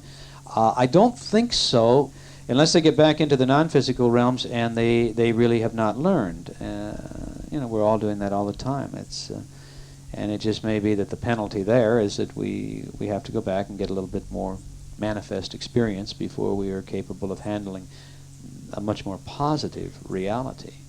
I don't know that it's possible to understand this using our current language and symbol system. I don't know that we can even relate to this. Yeah, that's really. why I ask, is because I have an office in Long Beach, and on 2 occasions recently I've had young women, both times, different women, in regression, and after they died, they became like this sphere of light, and I try to get them to describe it. Yes. They have difficulty, extreme difficulty, but it appears to me that what they're trying to describe is a sphere of some kind of electronic energy. Yeah, a very intense energy, pulsating energy is what people. I see several people shaking their heads. So you must already you've experienced it too, huh? Okay. Anyone else here for a moment? First life on Earth, right here. Have you ever experienced, or have you had people tell of experiences of being a non-human type person? Their first existence like an animal of some kind. I'm just curious. Yeah, I have, but not the concept of transmigration, I have no evidence to support whatsoever, the Hindu idea. If you're not good, you're coming back as a gnat. And somebody's going to swat you. I have no evidence whatsoever to support that, but I have a lot of experiences with the idea that in initially crossing over, there was some real mix-up with animal life and human life. I've had some very scary experiences with that. People got very upset and growled and snarled and hissed and carried on a great deal. So it seems that, again, some of the early writings of Casey's were probably based upon facts. Spiritual beings crossing over, experiencing life forms, and not really knowing what they're doing. And there again, the moment we act with intention, everything we think, feel, and do creates karma. Something we always all need to remember. Everything we think, feel, and do creates karma, and if that were not heavy enough, then we have to include the motive and the intent and the desire behind everything we think, feel, and do. So the moment you act in a way that generates any karma that must be resolved, you're entrapped. As I say in the seminars, as I tell people, I think we are going to be entrapped upon the earth until we can go through an entire lifetime with no disharmonious attachment whatsoever. So now is a pretty good time to start thinking and acting more positively. All right, we need to take a break now. And we'll be back in just a moment. But actually, we'll be gone for the better part of an hour while I am hypnotizing the studio audience. After we've completed the past life regression to their first life on Earth, I'm going to ask them what they experienced. So we'll be back for you who are listening to us in just a moment. Master of Life magazine is published by the Sutphen Corporation and is sent free to New Age people who purchase books, tapes, or attend Dick Sutphen seminars, which are conducted in approximately 24 cities a year. A free copy of the magazine is mailed without obligation, and in addition to the exciting articles, like those I described during the last break, in each issue, Dick answers controversial metaphysical questions from readers. And there are always cartoons and news of the latest brain-mind research, plus self-help techniques you can use to make your life work better. To obtain a free copy of this full-color, tabloid-size magazine, just write Valley of the Sun, Box 38, Malibu, California, 90265. That's Valley of the Sun, Box 38, Malibu, 90265. Or you can call us during business hours, 5 days a week. The number is area code 818-889-1575. That's 818-889-1575. And now let's get back to the Reincarnationist Show. All right. I've just regressed an entire studio full of people. I've regressed them back to their very first lifetime upon the earth. And I now want to find out what they experienced. So if you're willing to share, now's the time. Who's willing to start? When I came out of the tunnel, I first felt extreme energy in my body. I've never felt that feeling when I regressed before. It was, my whole body was like an electroid, and I felt like energy going through my body, pulsating. Then I found my name was Quaylon, and came from Lagala, and I saw myself floating, and I kind of visualized like an archangel almost. and just was circling, constantly circling. And Circling what? just a wave of energy kept on Oh, going okay. around and around and around. And when you asked where the forces came from, I saw like an eruption, kind of like a volcano situation where it blew out of the side, almost like a exploding flower in a sense. And that's where our direction came from. We just went with that flow of energy. And what the purpose was to do there was to, people were attached when people weren't able to take care of themselves. Mm-hmm. We kind of like sucked them up and they were attaching to us. So it was like angels were like magnetic. So we're carrying like 5, 6, 7 people underneath on our bellies and going around, just this energy going around and around. There was no time era. I couldn't focus on a time. The government, same thing as she said, there was no It government. didn't relate. Yeah, it didn't relate. Yeah. We just did what the energy felt to do, and we commuted just kind of like where our mind said go, we went. And then the very last thing was that where we got our food, the source of energy was, I saw a bright orange core coming out from the center, and we kind of like sucked on it, just like like a popsicle. No, like magnets, like bugs almost, like we Okay. would, our bellies would be on it, and we just like sucked our energy right from that core. And as far as where you were, you feel you were really still in the non-physical realms, in the. Well, you said Earth, and I thought I was here, Mm-hmm. and long ago. Well, you probably initial soul crossover. It sounds like you weren't in the physical body fully yet, but you were not totally in spirit either. So. No, kind of like I said, like an archangel almost. Yeah, yeah. Interesting. Who else is willing to share? When I came out of the tunnel, I saw myself. Actually, I saw a spaceship. I saw this ship, and it was leaving. I was being left on the Earth or wherever I was with some other people, and I just remember feeling that this awful, like just crying, and these people were leaving me here, and I didn't want to be here, and it was really awful. And after a while, it was like we were beings. We were light, but we weren't really creature. We weren't really like physical, but we weren't all spirit either. And it was like we were being left here for an experiment, for a purpose. We had a guide that was there with us, but it was like we were children. And the only thing that, when you said a career, what are you doing? We would just make things out of the earth. We were making like clay and making like just playing, like we were just here to explore and discover. Sounds very much like some of the direct writing that I was reading before. And one of the things, I don't believe I read it there, that David said that these people would appear to us almost like a hazy apparition, which kind of ties in with what you just said. Yeah, I couldn't figure out. I was trying to rationalize it, I guess, in my mind. How can I be a person but be this spiritual? The vibrational rate being a little bit different within our vibrational field, you wouldn't have to appear solid as we might appear solid. You could, this vibrational field and their particular rate of energy as a hazy apparition.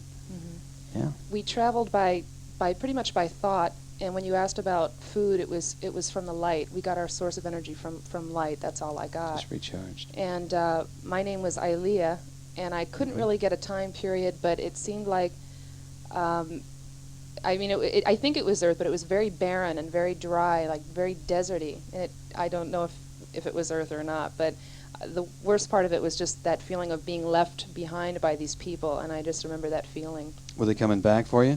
I don't know. I think I kind of got the impression that they came back occasionally, but they didn't come back all the way, that we were left here to experiment or something, or just to learn about the environment, but it was a really scary feeling of being left like that. And karmic-wise, I kind of got that feeling of, in my life, maybe of being left, sometimes, or that lonely feeling, and that's kind of what that triggered in my mind. Old programming. Yeah. Okay, thanks. Who else? I know there's another hand back here. Okay, you're next. Yes, sir. I came into a very large arena full of people, and people seemed to be proceeding down towards the center stage, which was full of light, and there was a lot of what seemed like dancing down it. As I got closer to the light, everybody seemed to be twirling around and almost like a maypole in the middle. And this, there got to be more and more people in that inverted funnel of people. And as I followed it up, there were more and more people, and the lights changed to more of a purple or violet. And then it terminated in a volcano and just came out at the top. What does it amount to, as far as you're concerned? It's difficult to say. I've never had that before. Yeah. How'd you emotionally respond to it? No emotional... Just as an observer? Yeah. Yeah. Quite a trip. There's no drugs involved either, so there you go. Anyone else? Thanks, man, very much. Who else is going to share? Right back here. My name was Goldea, and I was in Atlantis, and I was one of the keepers of the crystals. Okay. And at first I thought, well, what does that mean? And it felt like, oh, I was just to spread love. And then someone, you asked about, I think you asked, well, in my mind I heard healing. Someone came to me and they were hurt. They were bleeding, leg was bleeding. And because I was one of the keeper of the crystals, I was able to heal this person. And I did come on a spaceship from somewhere else. Mm-hmm. And to tie this in, there was a panel of elders that that was the governing agency. And someone that I loved was on the panel, and I wasn't allowed to be with him because my karmic lesson was to learn to be of the earth, but not to become an earthling. And I loved him, and I think that's the man I love today, and I couldn't reach him. I couldn't get to him. Anyway, anyway, that's it. Thank you very much. We'll continue our exploration in just a moment. Please stay with us and listen to this message. Enlightenment Transcripts is a new book by Dick Sutphen. It's the kind of book that people want to give to the people they care about because they recognize the power of the words to make life work better.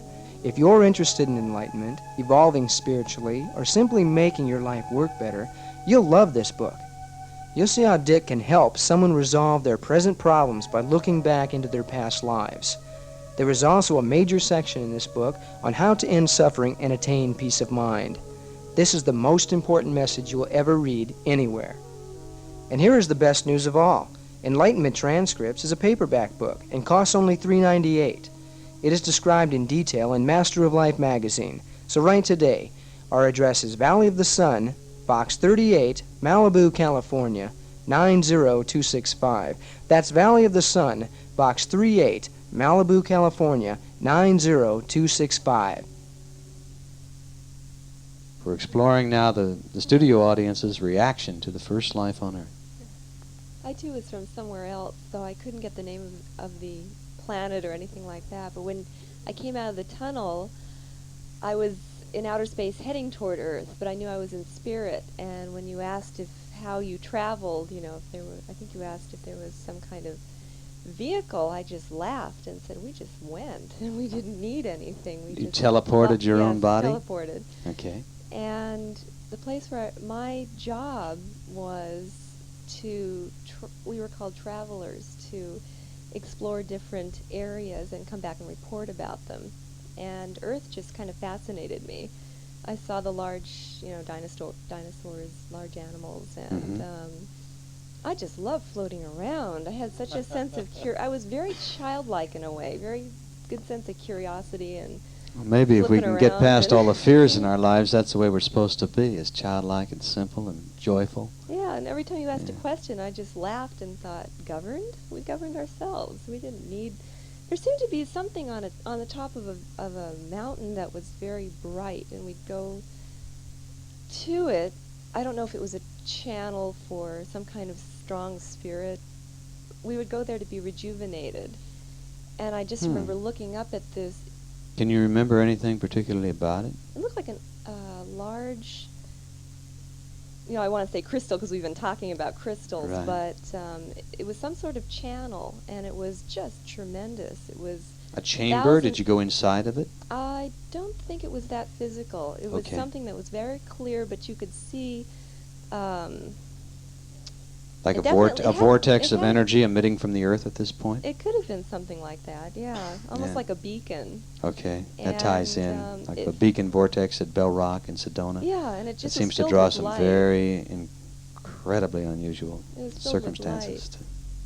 And if anyone had a problem, there was a room where these people were like put unconscious, and they were in a sleeping state if they had a problem or were unbalanced in some way. And then light and music, color and music was used to kind of heal them in that kind of floating. They were just floating, sort of. Off And the you don't know ground. really where you were. It sounds a lot like Atlantis from the standpoint of using the crystal chambers to rejuvenate and to heal. But maybe Yeah. not. Maybe that's where Atlantis got the wasn't on ideas. Earth. Maybe it was Yeah. still they drew those from the non-physical realm somehow. That awareness. And It wasn't on Earth. It was somewhere else. I don't know where it was. you were supposed to have first life on Earth, but it sounds like yours was more fun. My name was Chira. Chira? Chira. Okay. Thanks. Okay. Who else? Who's willing to share? Right behind. Well, I saw myself as a lizard man, and this was a... Why not? Which kind of startled me at first. Were you on Atlantis? or I was were- on Atlantis. Okay. And my name was Ixweth, or something like that. Yeah. And I was kind of half, I guess, humanoid and half lizard, but I stood upright, and I had kind of a scaly, greenish, icky body. Glad you liked yourself. I know. It was almost like we were governed, of course among ourselves. There were others like me, but the Atlanteans kind of governed us also, and we communicated. There was some sort of communication between us, and so I knew a lot about what was going on in Atlantis during this time period. And we ate leaves and things like that. I don't remember anything else. Had long tongues and went after those bugs. Okay. Anything else? Well, not too much of the other stuff really kind of applied to me as far as how do we get our source of energy. It was from the leaves or the bugs and whatever. But a lot of it did have to do with Atlantis rather, and that I was aware of what was going on there. What was going on there when you say Well, about the governing and stuff, we were more or less governed the same way. That we communicated with them, but we weren't of them at all. that? Right. We were Did kind of they separate. make you work for them, or what did you No. do? How did you spend your time? Chasing bugs. I right? remember eating a lot of leaves, actually. That's basically. Okay, fine. Well. That's my karma. There's the karma. Salad today, lizard man in the past life. Just what you wanted to learn here tonight, right? Way back here in the back. I lived in a place called Andiqua, and it was on Earth, and it was a real peaceful Earth colony, and I was a cave girl. It was basically, we were walking upright, Yeah. and I had very long hair. I was 8 years old, and I was very intelligent, but I couldn't speak. I was like mute. And the first memory I had was standing watching as lava came down from a volcano. And it was very beautiful. It was tropical. And surrounding this civilization, it was kind of a small pocket of people. There was like a halo of energy that you could see at night that was surrounding it. And it was like we were almost an experiment of some type. And once we were visited by a lizard-like person in some kind of a strange... Did you go over there? royal-type robes, very ugly type person. But he came down from a spaceship just to kind of check on us. But there was a leader who I was a servant to, and I actually was a seamstress. I made really beautiful clothes out of animal skins, and we didn't kill the animals. We would pick them up after they died because we were vegetarians. And we had hydroponic gardens. that were very sophisticated.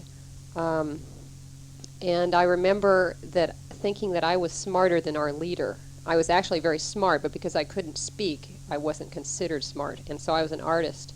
And as far as keeping track of time, everybody sort of kept their own track of time. And I had like marks on the cave wall with this charcoal pencil thing. And it was very interesting because the leader, this man, would communicate with these spaceships with 3 marble-shaped clear crystals that they actually had some kind of pulsating energy in them, and that's how he communicated. The spaceships would come over fairly often, but they would never land except that one time.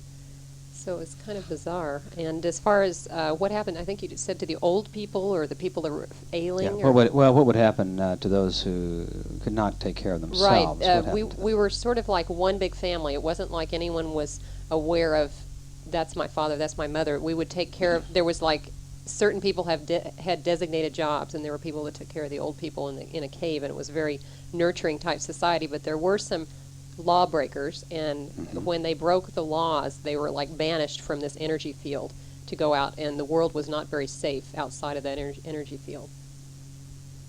Got it. Woo! Is anyone else willing to share here for the ending of the tape? Yes, sir. We've got a couple more on here. I had a peculiar type of thing happen. At least I thought so. Because I didn't emerge until later. Yeah. Came through the tunnel, was floating around for a long time. Later I saw myself as a pretty vicious character. We were part of an experiment, and there was a large group of people who looked something like the Mongols, but it occurred very early in the Earth's history. The Earth was very barren. There was very little food, and we would fight other groups, and most of the time we'd walk. Other times we would ride these peculiar animals, look something like lizards. Mm-hmm. But we had no law, no order. However, we were visited. Yes. By these space people, one of whom would appear as a leader who had no hair. Saw him vividly. No eyebrows, no nothing. But humanoid in appearance aside from that? Humanoid. Yeah, okay. We were humanoid, but very hairy and not very likable, and very angry that we were stuck there. Very angry. And who are you blaming for being stuck? Them. Them. Okay. And you asked something that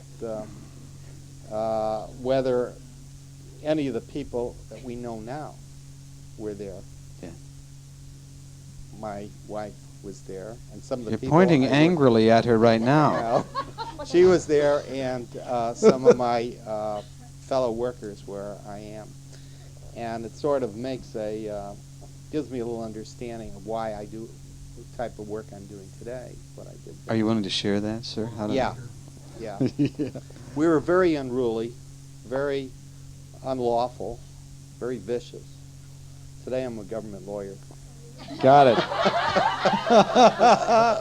Now there is karma.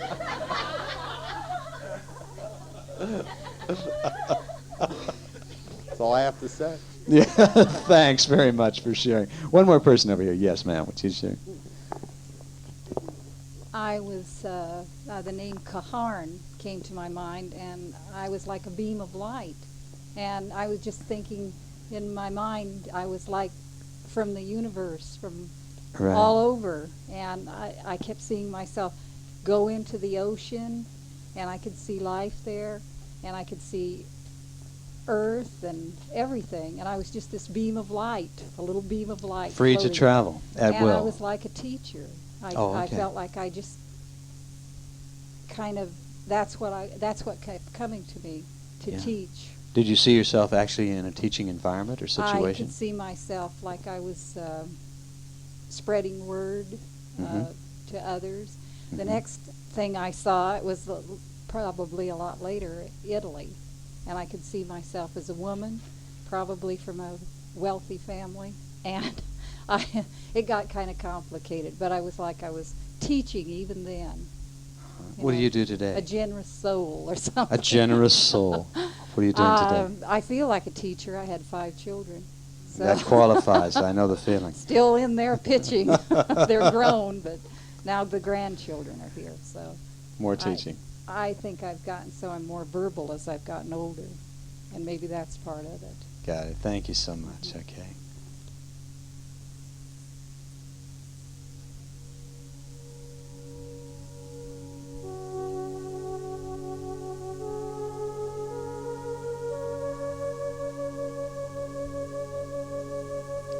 All right, that's all the time we have. I want to thank those of you here with me in the studio audience for participating and sharing your experiences. And I want to thank those of you listening for being with us. We'll be back with you again next week at the same time, so please tell your friends. And remember, the Reincarnation Show is produced by Reincarnationists Incorporated, a non-profit educational organization dedicated to promoting peaceful planetary transformation. We feel if more people accepted the liberating, self-responsible concepts of karma and reincarnation, the world would be a better place. Your contributions help to keep us on the air. Please write for a free copy of our newspaper, which is called What Is. Our address is Box 3009, Agora Hills, California, and the zip code is 91301. Until next time, I'm Dick Sutphen, and walk in peace and balance and harmony.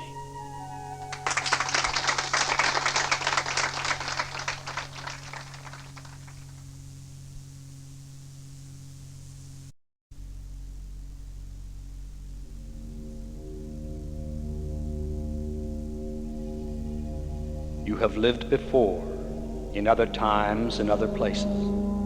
You've been both male and female, and experienced lifetimes as different races. You've been rich and poor, humble and exalted. And when your current life is over, you will live again, because reincarnation and karma are the basis of reality.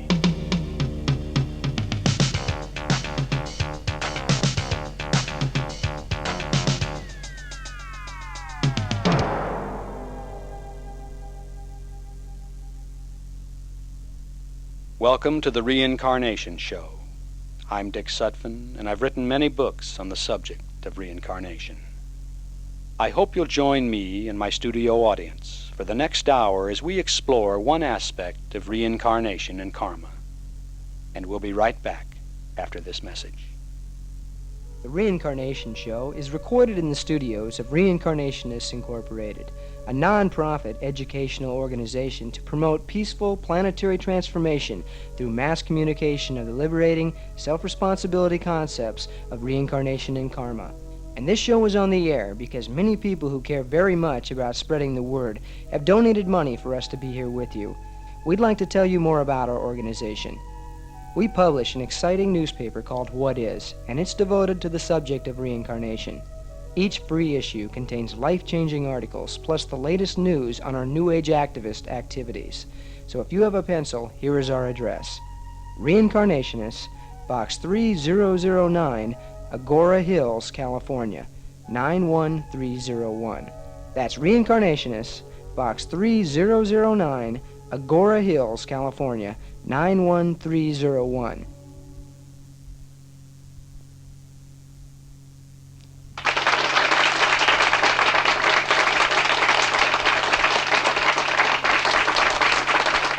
Okay. Thank you. Thank you very much. Today's show is about after-death survival. A reincarnationist accepts that life goes on, and with each sequential incarnation, hopefully, it results in a little more soul growth. So, I'm going to introduce today's program by reading to you from an unpublished novel that I wrote a few years ago with author Alan Weisman. Now, the book was commissioned by Simon & Schuster Pocketbooks, but they did not end up publishing it. Although today it's back in their hands because they've renewed their interest with all of the interest in metaphysical things that we're all watching in the media.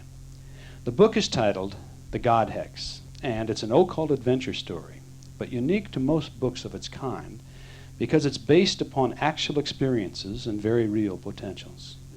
The first chapter is drawn from a channeling experience of a close friend of mine.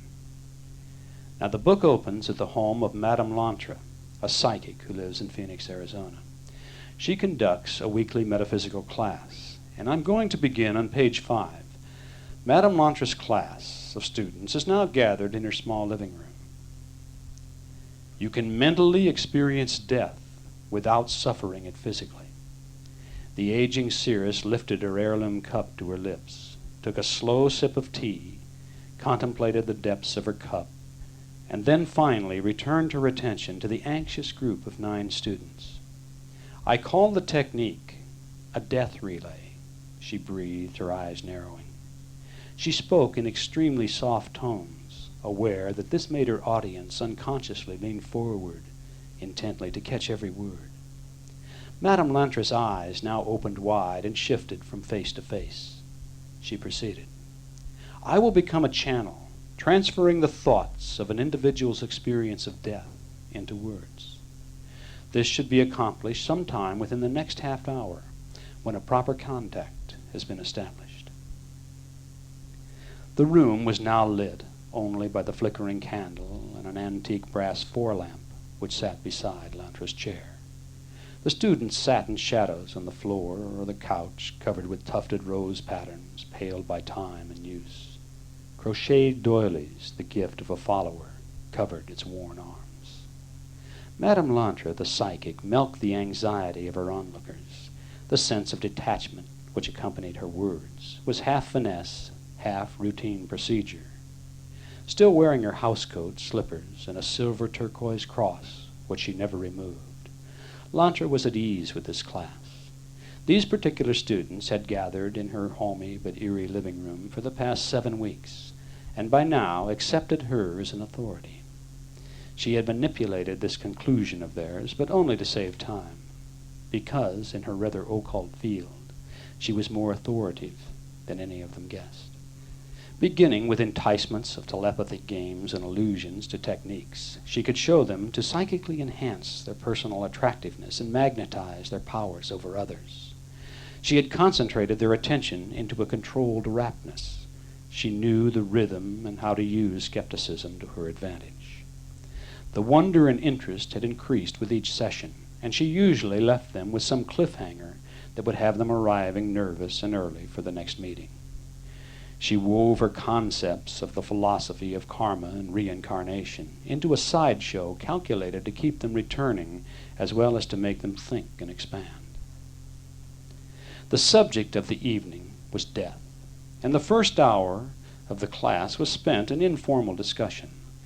Before a tea and cookie break, she had promised an unusual paranormal experience when they resumed. Madame Lantra, could you explain a little more as to how this death relay is accomplished? The query was from Maria Contrell, who was sitting on the floor with her back against the couch. Lantra liked her. She was dark and pretty, about 25 years old, and the group's most intelligently verbal member. Maria could be counted on for continual interaction, usually assisting Lantra by appealing for more than the obvious. Lantra nodded. I have contacted my guides, and they are now searching for one about to experience metamorphosis. When they have made contact with such an entity, a telepathic relay will be established between the two of us. I will receive the dying person's thoughts and verbally communicate them to you from a trance state. Maria's olive face blanked momentarily, and then she caught on. Before being able to verify what she thought she'd understood, the blond man, always present at her side, demanded, You mean somebody, somewhere, is about to die, and you can actually pick up their thoughts as it happens? His name was Jason Normand, and he was generally disturbed because he seriously doubted most of what went on in class.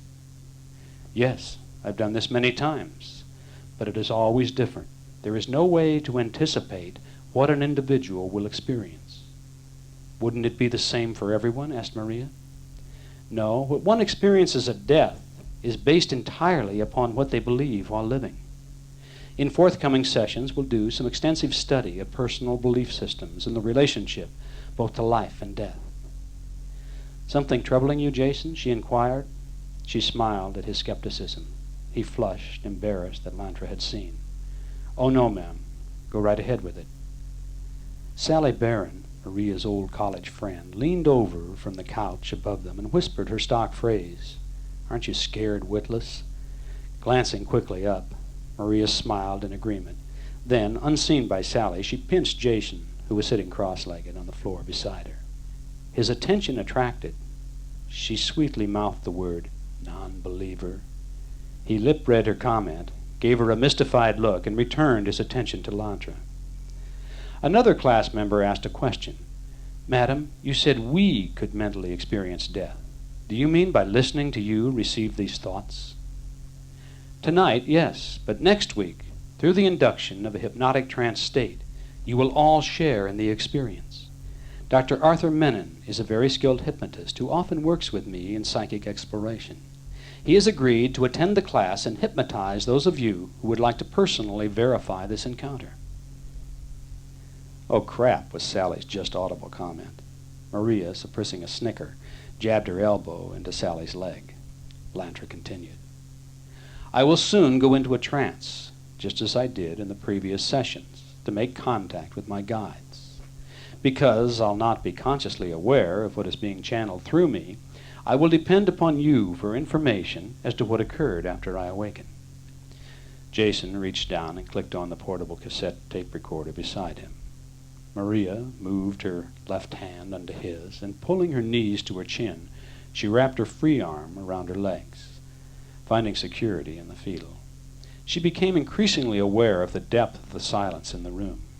Abruptly, Lantra had ceased talking, and the mood was settling in. Madame Lantra moved in a manner now familiar to her students, gradually sitting fully erect in her chair, eyes closed, running her hands up and down her arms as if to warm herself. This pre-trance ritual had been previously explained as the initial overture to contact the disincarnates that she called her guides. I feel. Her voice came tonelessly. Her hands came to rest beside her. All eyes were intent upon the now seemingly frozen figure, which began to slowly relax. As if melting from the waist steadily up, she sank back into the chair, her head falling forward. As one arm slipped into her lap, the other slid off the arm of the chair and now hung lifelessly, almost touching the floor. The lamp cast a shadow across her face, creating an illusion of distortion, and an exaggerated dancing shadow of the silver cross, which now hung freely, provided the only perceptible movement. Maria and Jason looked at each other, sharing an expression of anticipation. She squeezed his hand a little tighter, just as Lantra's drone began, several notes deeper. We are informed that contact has been made with one about to begin the process of metamorphosis. He is Horatio Jarvis, now living in Vernon, Texas. Madame Lantra remained physically still, head down, rendering it impossible to see her lips move. The voice was not hers, lower, sounding something like an Oriental carefully forming English words. The next communication you receive will be the thoughts of this man upon crossing over. What the devil's going on? The voice boomed into the room, hoarse and scared, with a marked southwestern drawl. The students jumped. Jason almost yelled out loud as Maria's fingernails sunk into his hand. Several seconds of silence passed. Then a quick spasm tensed Lantra's limp figure. Son of a bee, 1 minute I'm lying here hurting so bad I can't move. The next thing I know I'm up and must be the drugs. Yeah. Don't care, it doesn't hurt anymore. Yeah, floating. Jesus, my head is light. It's a dream.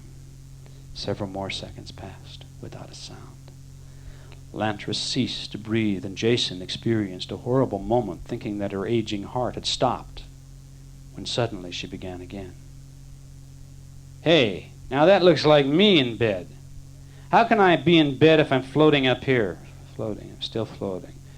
Oh, shut up, Frank. Get back in bed. What the devil are you yelling about? Quit shaking me. Nurses, the fat one, and Dr. Donald. You're not old enough to be out of high school, you pimply little... Don't pull no sheet over my head. I'm not dead, you...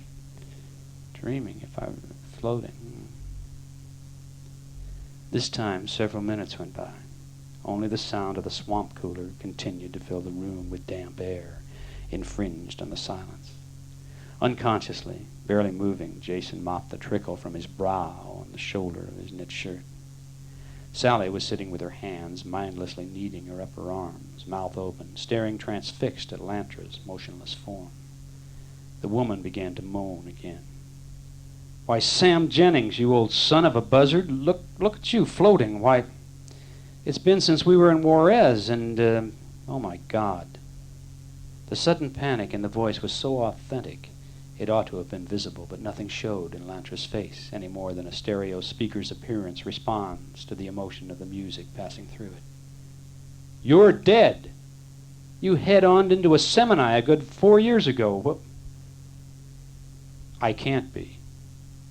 To hell with you, Sam. I never could. Well, it wouldn't be like this. I mean, man, I feel free. Anyway, Cheryl would be here if... Oh, Shirley. Is this a dream? God, it's good to see you again. The voice came in sobs now. I can touch you and smell you. You're dead, but you're alive. Oh, baby, I'm so sorry. I'm so sorry. It's my fault.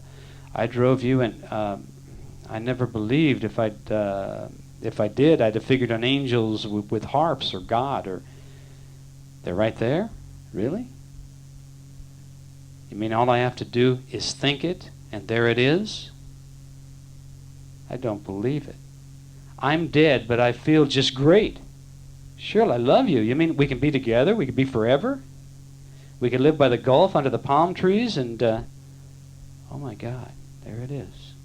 Palm trees and, I did? Anything I can think of, and it's just, this is great. I'm free, I don't believe it. I think it's a dream, and sure, I want to learn. Sure, of course. This is better than having a farm, isn't it, Shirley?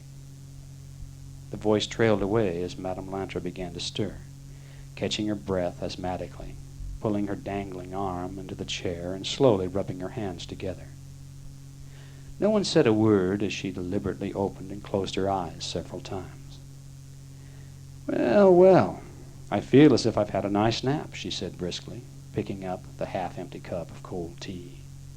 Maria jumped up to refill it and disappeared into the dining room.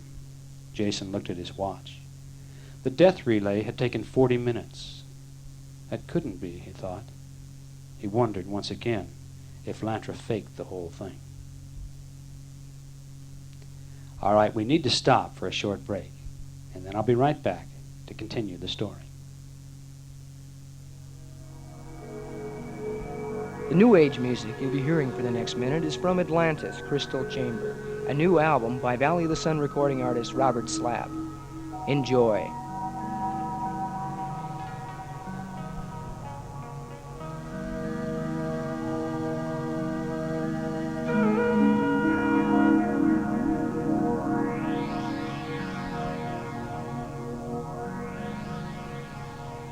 If you'd like a copy of Atlantis, Crystal Chamber by Robert Slapp, it is available in many metaphysical and record and tape stores. Or you may write for a complete Valley of the Sun tape catalog of New Age music and over 300 self-help and self-exploration tapes.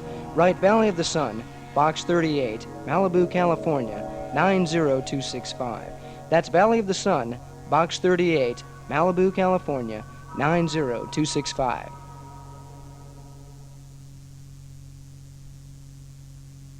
Okay, let's continue the story. A close-cropped, black-haired male in an Arizona University t-shirt named Jeff asked Madame Lantra if she was all right. She smiled and nodded reassuringly. His words broke the brittle tension in the room, and everyone seemed to relax. Cramped neck muscles letting go in unison as students laid back in their seats and stretched out on the floor. Sally got up, shaking her head in disbelief, moved past Maria pouring the tea, and headed for the bathroom. By the time everyone reassembled, Lantra had received a quick summary of the dead man's discourse. Jeff, seemingly accepting the relay as valid, wanted more information. It was obvious that someone else, Shirley, was talking to him, and we were only hearing part of the conversation. Do you feel she was really there, or did he create her with his own mind? Well, if he did, Madame Lantra answered, she was every bit as real as he. Thought is reality in the non-physical realms of existence. I have constant evidence of this in my work. We think of death as something awful, when in reality it doesn't exist. People simply transcend realities or belief systems.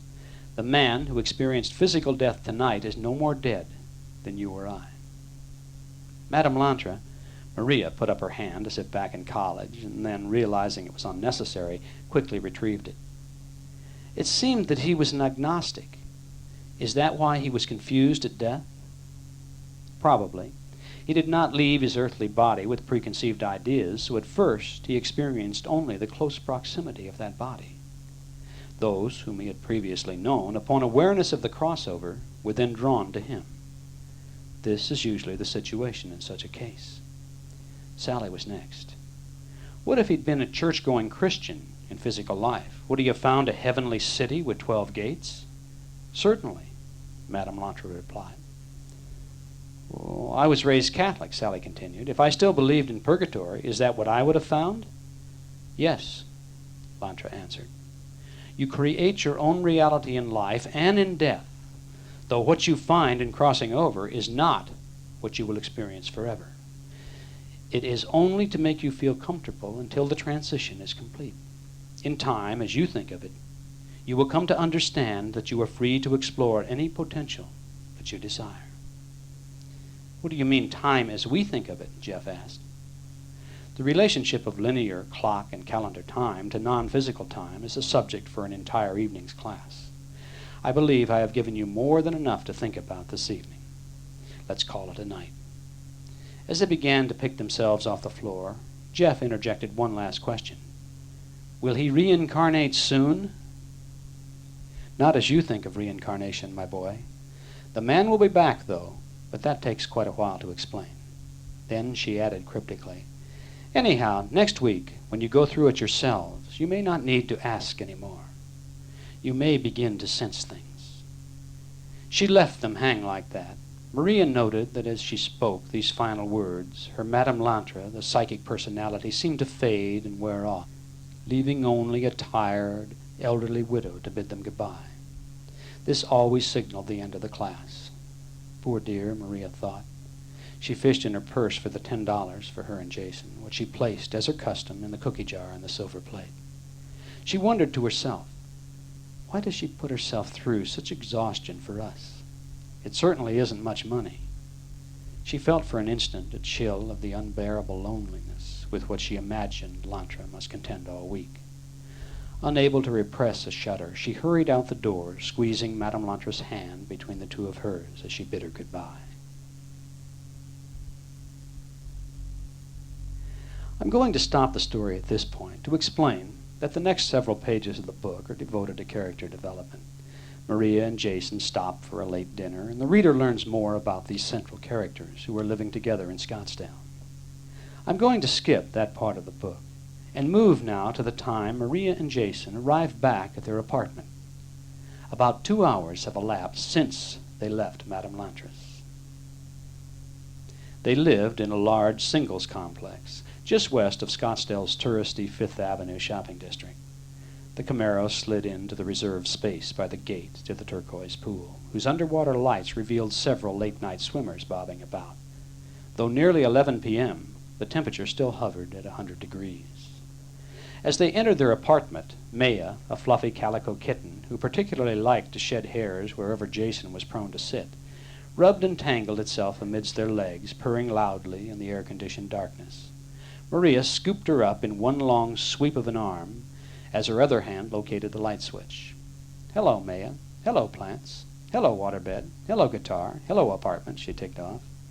"Hello, weirdo," Jason concluded, kissing her in the doorway, the cat crushed gently between them in their embrace. "Listen, the plants flourish because they know I care enough to have meaningful conversations with them, just like your kids someday." "Please, God, don't let my kids flourish like Maria's 97 plants have," Jason said. "I'm convinced this jungle is plotting to take over. And your cat," he added, lifting the purring Maya up in one hand, turning and inspecting her critically, "sounds like a refrigerator. Do you spink fluid refrigerator too?" Maria was spritzing philodendron leaves with a spray bottle. "Think of what a nicer world it would be if peaceful plants were in control," she said.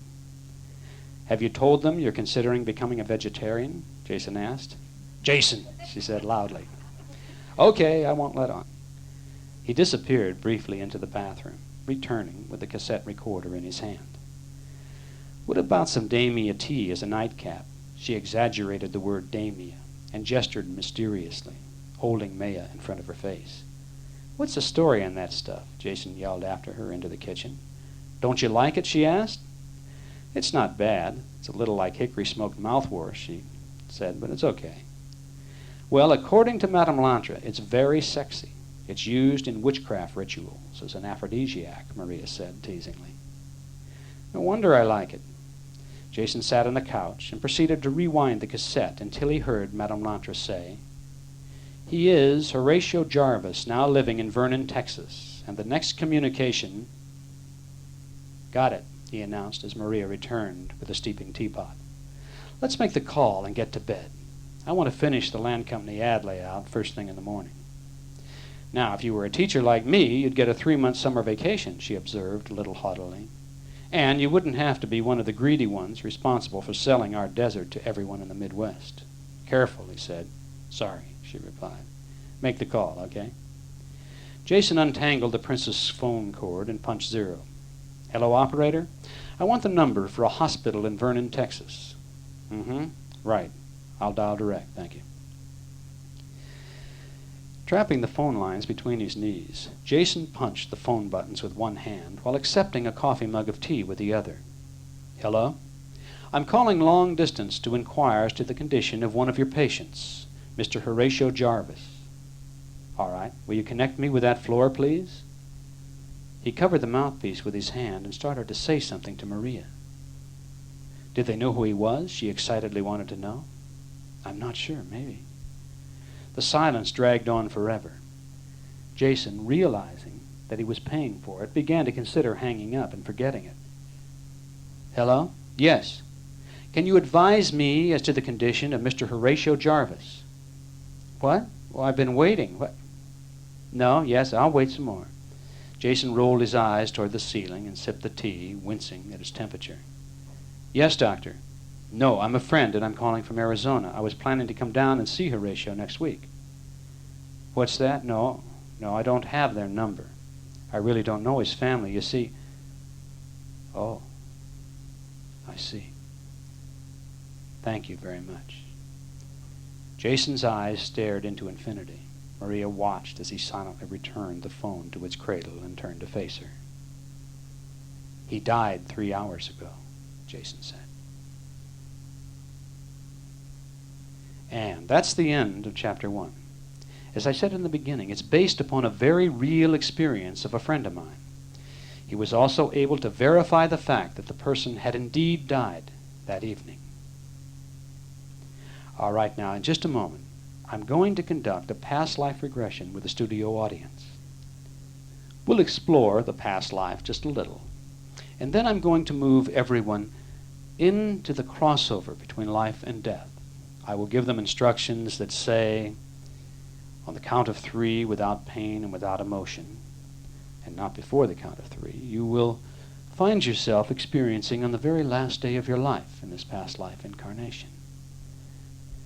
And then I'll allow the studio audience to receive impressions of what they were doing on the last day of their life. Then I will give additional instructions which will direct them to cross over into spirit and to experience what actually happens or what transpires at death. I will ask several additional questions to see how far we can follow some of the group into death. Then I'll wake them up with very positive suggestions, and we'll take the microphone around and we'll find out what kind of experiences everyone had. So now if you're listening to us on the radio, you won't hear the actual regression session. There's a law against using hypnosis over the public airways, and we wouldn't want you to go to sleep at the wheel if you're driving. So, we'll be back in just a minute, but in reality, for the studio audience, about an hour will have gone by. Did you know that the largest circulation metaphysical New Age magazine in the country is distributed free? Master of Life magazine is mailed 4 times a year to nearly 250,000 people. Each full-color issue is filled with exciting articles and self-help information. As an example, issue 33 contains 4 in-depth articles and regular features. The story titled Love and Joy, Tears and Growth contains 3 exciting case histories. The article Increasing Crystal Power offers techniques to get better results with your crystals. Marcy MacGyver's Soulmate is a dramatized true story of an irrational fear that begins when Marcy meets her twin flame. The Sedona Psychic Vortex story relates the incredible experiences of several people while visiting the most psychic area on the face of the earth. Be with us at the next break, and I'll tell you how to write or call for a free copy of Master of Life magazine. And now, let's get back to the show.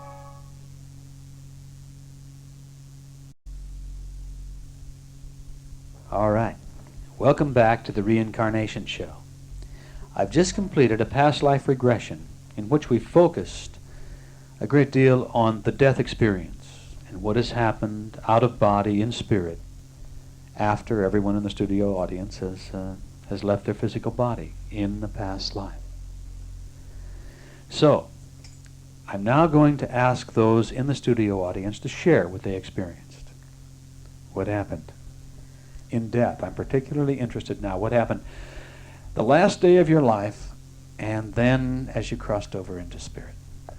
On the last day, what I experienced around the time of death was an image of myself lying at the bottom of a cliff by the ocean, in somewhere like Gaul, around 912, and I was dressed in a big fur pelt, and I had herbs around me because I was a herbal seer. Was it an accident? Had somebody pushed you? I had fallen.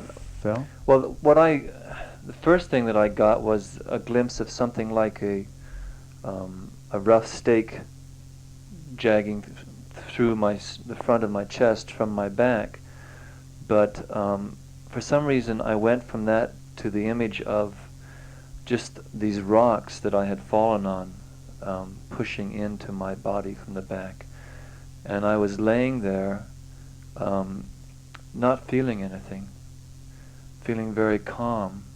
And I had an apprentice with me, a young boy that was very close to me, and he had run. I don't know how I fell. I was quite old at that time, but when I fell, he ran to get help from the village, and I was aware that one of the last images when I was still in my body was perceiving these people standing around on the cliff edge, some of them trying to come down, the rest of the village people standing around looking at me. And so as I left my body, I could look back. I started to hover up above, and I looked back and I could see the wind blowing my beard and my hair across my face, and it was very definitely the spirit had left. And as I went up, I must have been a couple of 100 feet above, and I could look down and see all the villagers ringing around this edge of the cliff where I was down below, my body was. What did you emotionally feel at this time? Do you know? A great deal of calm and some release. And what I saw as a really strong image was myself, my spirit, hovering over them in almost like a benediction, because I had been their protector, the kind of spiritual advisor. And was like I was giving a last benediction of peace and comfort to them. And I perceived some spirits of light, other entities, like up in the right hand, up higher in the sky, waiting for me, and someone up behind me. And they were just like waiting for me to do a farewell to the village. And then this speck of light came, and it became a blue ball of light that had within it this moving mass, and I realized that this was like the embryo of life and spirit, and it just became a blue pearl, like only it was all light. And from there I went to, when you said move along, to several days later or whatever, I was in front of a group of elders that were, some of them were, I saw an image of them sitting along a little table in a large kind of hall, only it wasn't really solid architecture, it was space, but there was light giving it a form. And they were talking to me about what my lessons had been and what I had contributed and what I still had to learn. Was it a review of life? No, I didn't go. Interview, or? I didn't go through an Akashic record. I wasn't aware of that.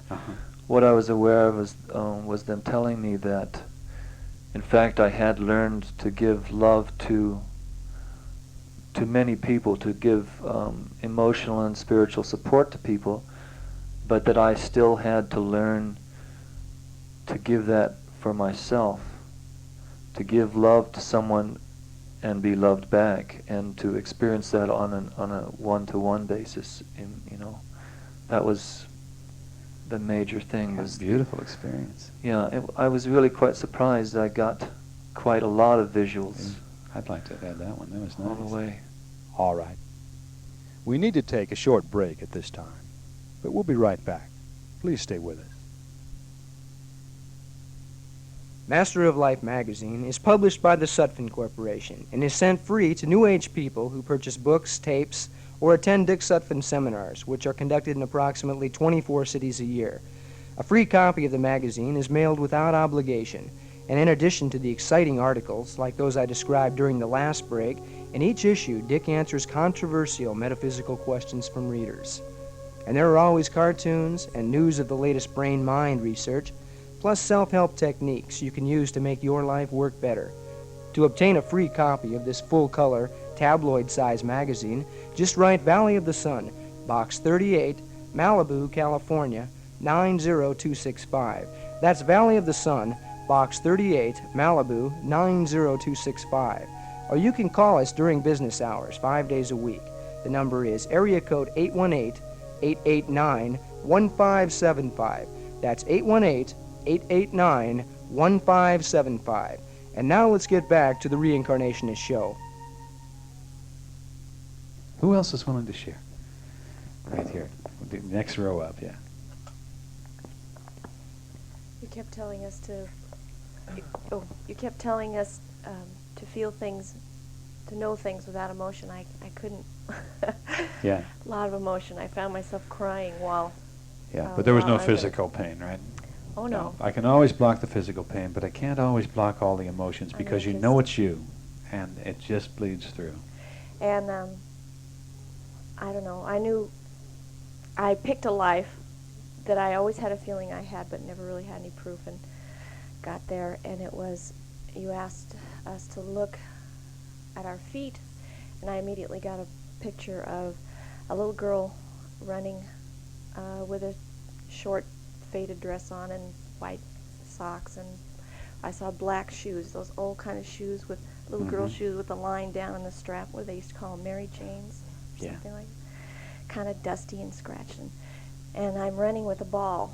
I'm bouncing a ball, and I see that it's California, and I see that it's summertime, and I see that I'm bouncing this ball on the street, and that there's a street with cars going back and forth, and all those the cars are these funny, weird, like old Henry Ford cars with a little oval window in the back and all. Yeah. Okay.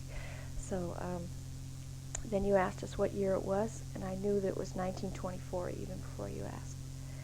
And then you said, I've used your tapes before, and you didn't ask what your name was, but I knew what my name was. Mm-hmm. And you asked to step back and look at yourself, and I could see that I was dark-haired, bob, with a little, freckles and snaggletooth and the whole thing, knobby knees.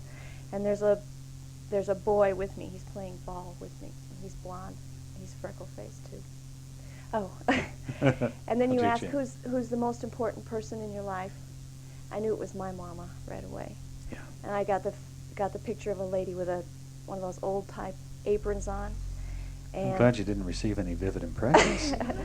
she's got brown hair and those Marcel waves, Right. Old. I kept thinking, this is just too pat. This Well, is like it sounds like you stayed in childhood throughout most of the... Definitely. My last day, I was between 8 and 11. Oh. Absolutely. What happened?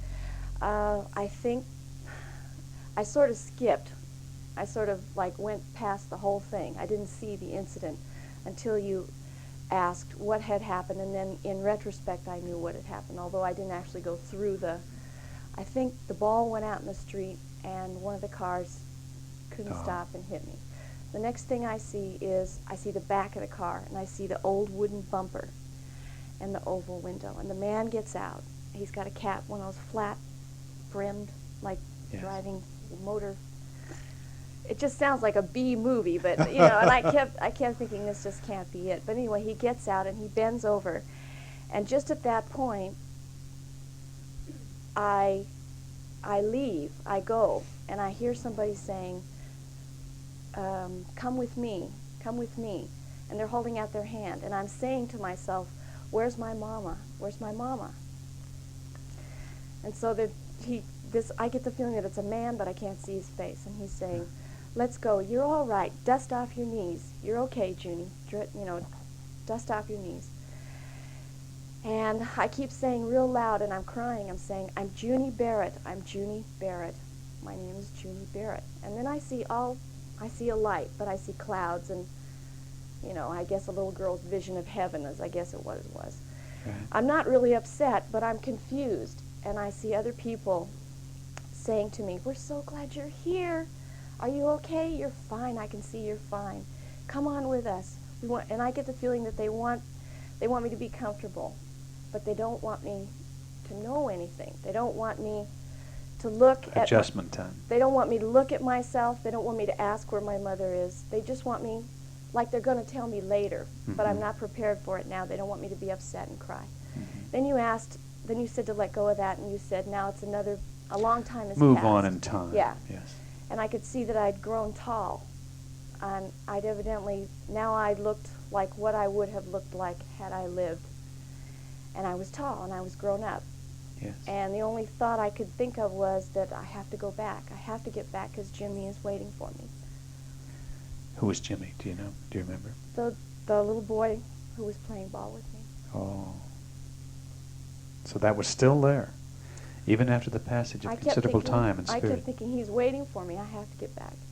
And the only other vivid impression was that I got, when I was with my mom, I was hugging her, and she was bending down, hugging me.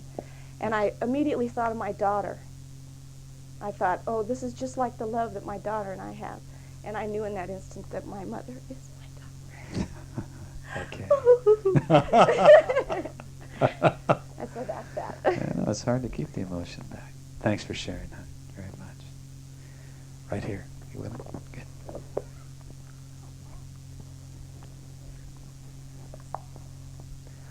I was in Russia, and the year is 872. And the last day of my life was as a very old and very bitter man who was dying. What was the circumstances?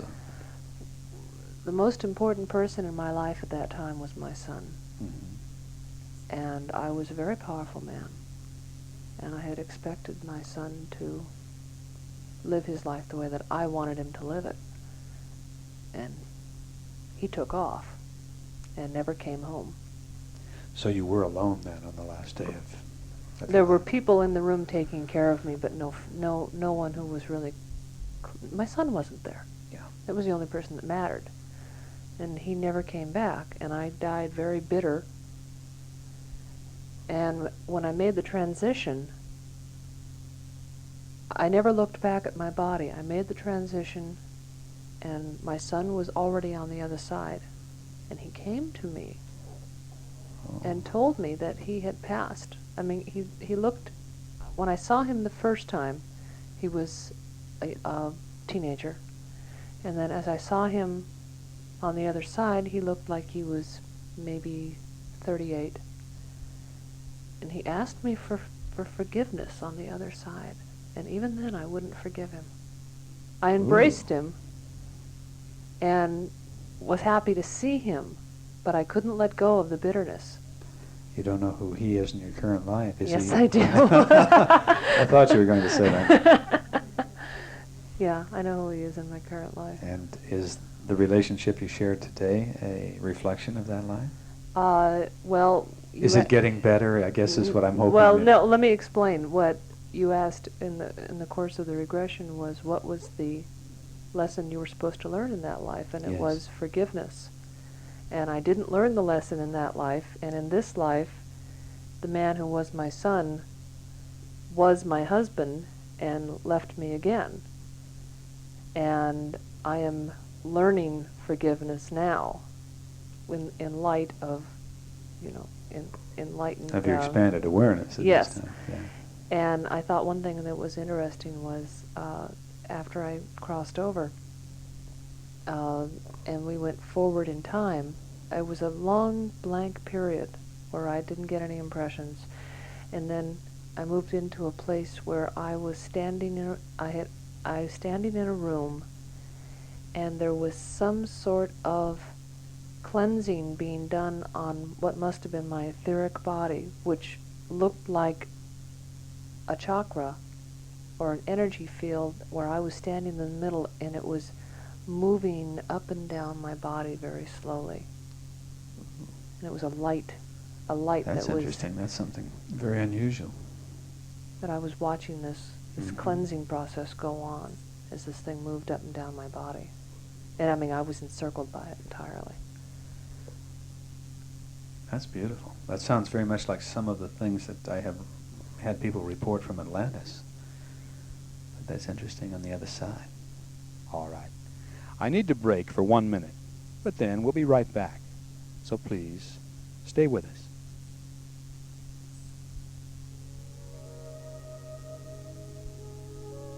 Enlightenment Transcripts is a new book by Dick Sutphen. It's the kind of book that people want to give to the people they care about because they recognize the power of the words to make life work better. If you're interested in enlightenment, evolving spiritually, or simply making your life work better, you'll love this book. You'll see how Dick can help someone resolve their present problems by looking back into their past lives. There is also a major section in this book on how to end suffering and attain peace of mind. This is the most important message you will ever read anywhere. And here is the best news of all. Enlightenment Transcripts is a paperback book and costs only $3.98. It is described in detail in Master of Life magazine. So write today. Our address is Valley of the Sun, Box 38, Malibu, California, 90265. That's Valley of the Sun, Box 38, Malibu, California, 90265. Okay, thanks for sharing very much. Who else? I need a few more people to share. Marcella?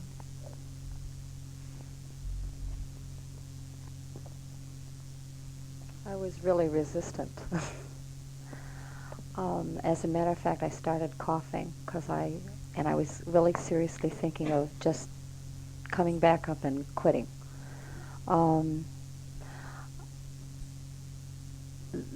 The life that I went back to, I don't understand it too well, but the person that was with me there I resented strongly because I was being killed.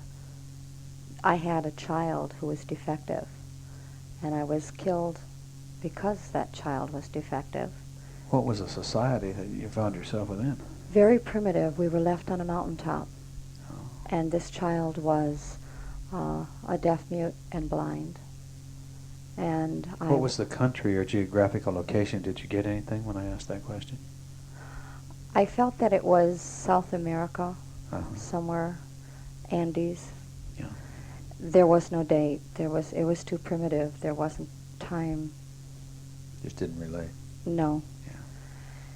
And I resented this child very much. I was murdered. She was left to die. And she died by the elements alone next to me. It was really horrible. And what did you feel when you crossed over? What was your emotional reaction to being out of the body at that time, leaving under those circumstances? I was still angry. And I looked down because she wasn't dead yet. And I felt sorry for her. Did you stay for her then? For a while. Until she crossed over, or did you leave No, before? I didn't wait for her to die. Well, you took us. You brought us away from that. And the thing that I knew I needed to get over was the resentment for it. And I do know who that person is. That is my present-day daughter. And she was strangled to death at birth. And they revived her. But it left her with a hyperkinetic condition, which eventually she had to be put in a home for emotionally disturbed children, and it's been a very strange relationship. Interesting. Do you know any more of the karma, Marcella, how it all fits together?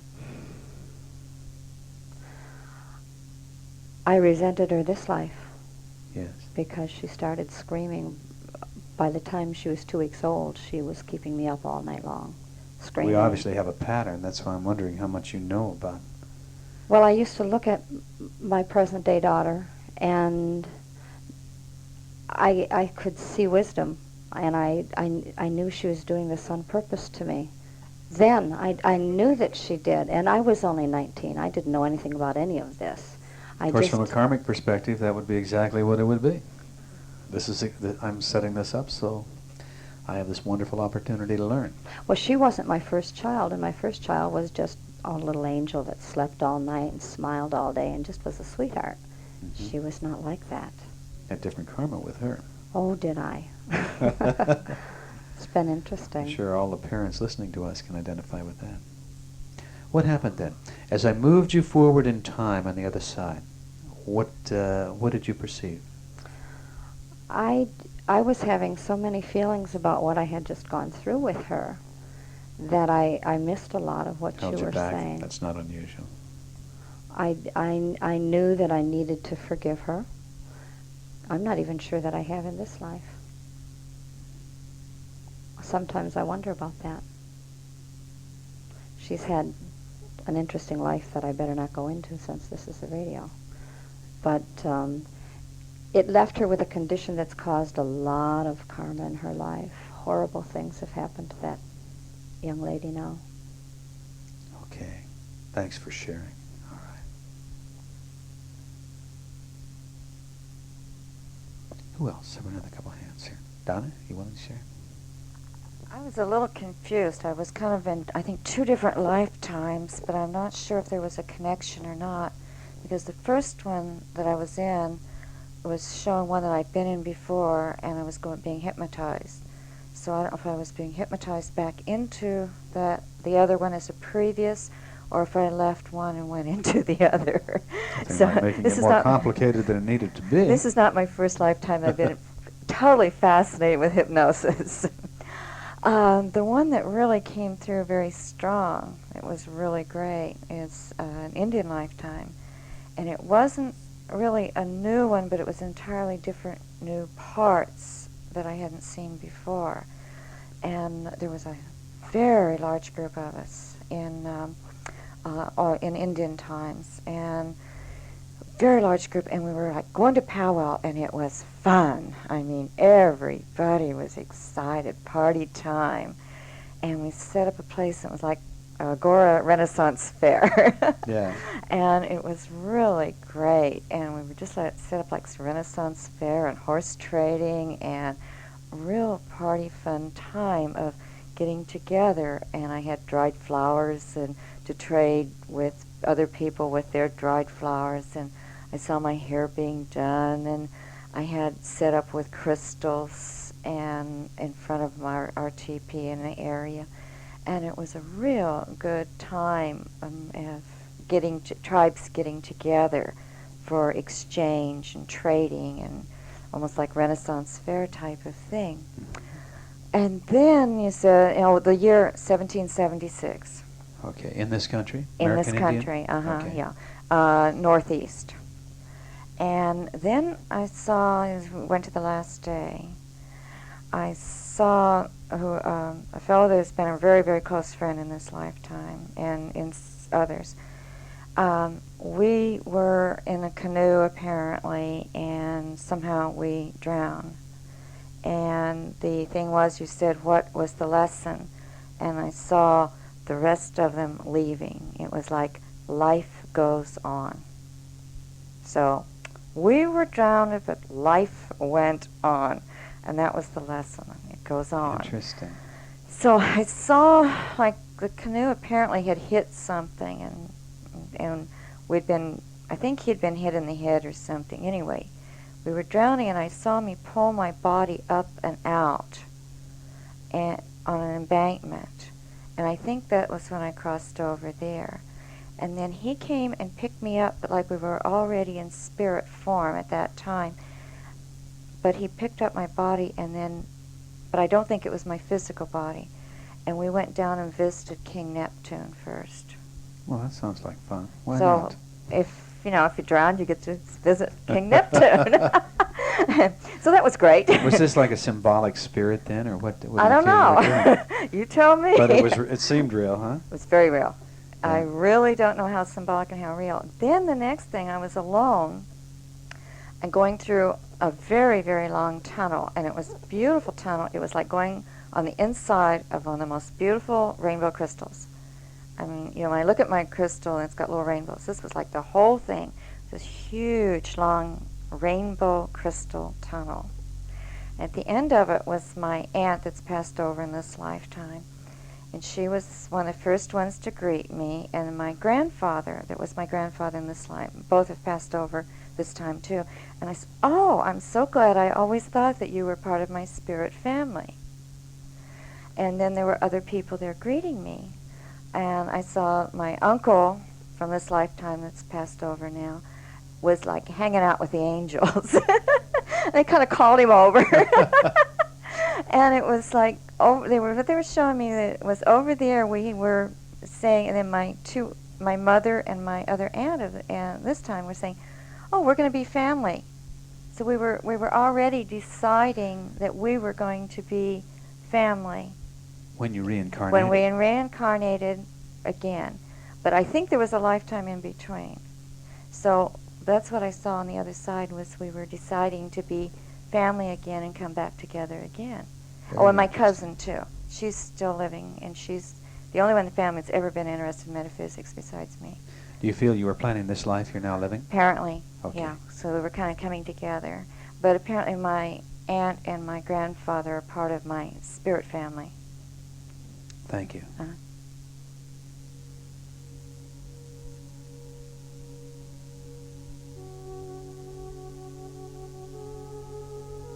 All right, that's all the time we have. I want to thank those of you here with me in the studio audience for participating and sharing your experiences. And I want to thank those of you listening for being with us. We'll be back with you again next week at the same time, so please tell your friends. And remember, the Reincarnation Show is produced by Reincarnationists Incorporated, a non-profit educational organization dedicated to promoting peaceful planetary transformation. We feel if more people accepted the liberating, self-responsible concepts of karma and reincarnation, the world would be a better place. Your contributions help to keep us on the air. Please write for a free copy of our newspaper, which is called What Is. Our address is Box 3009, Agora Hills, California, and the zip code is 91301. Until next time, I'm Dick Sutphen, and walk in peace and balance and harmony.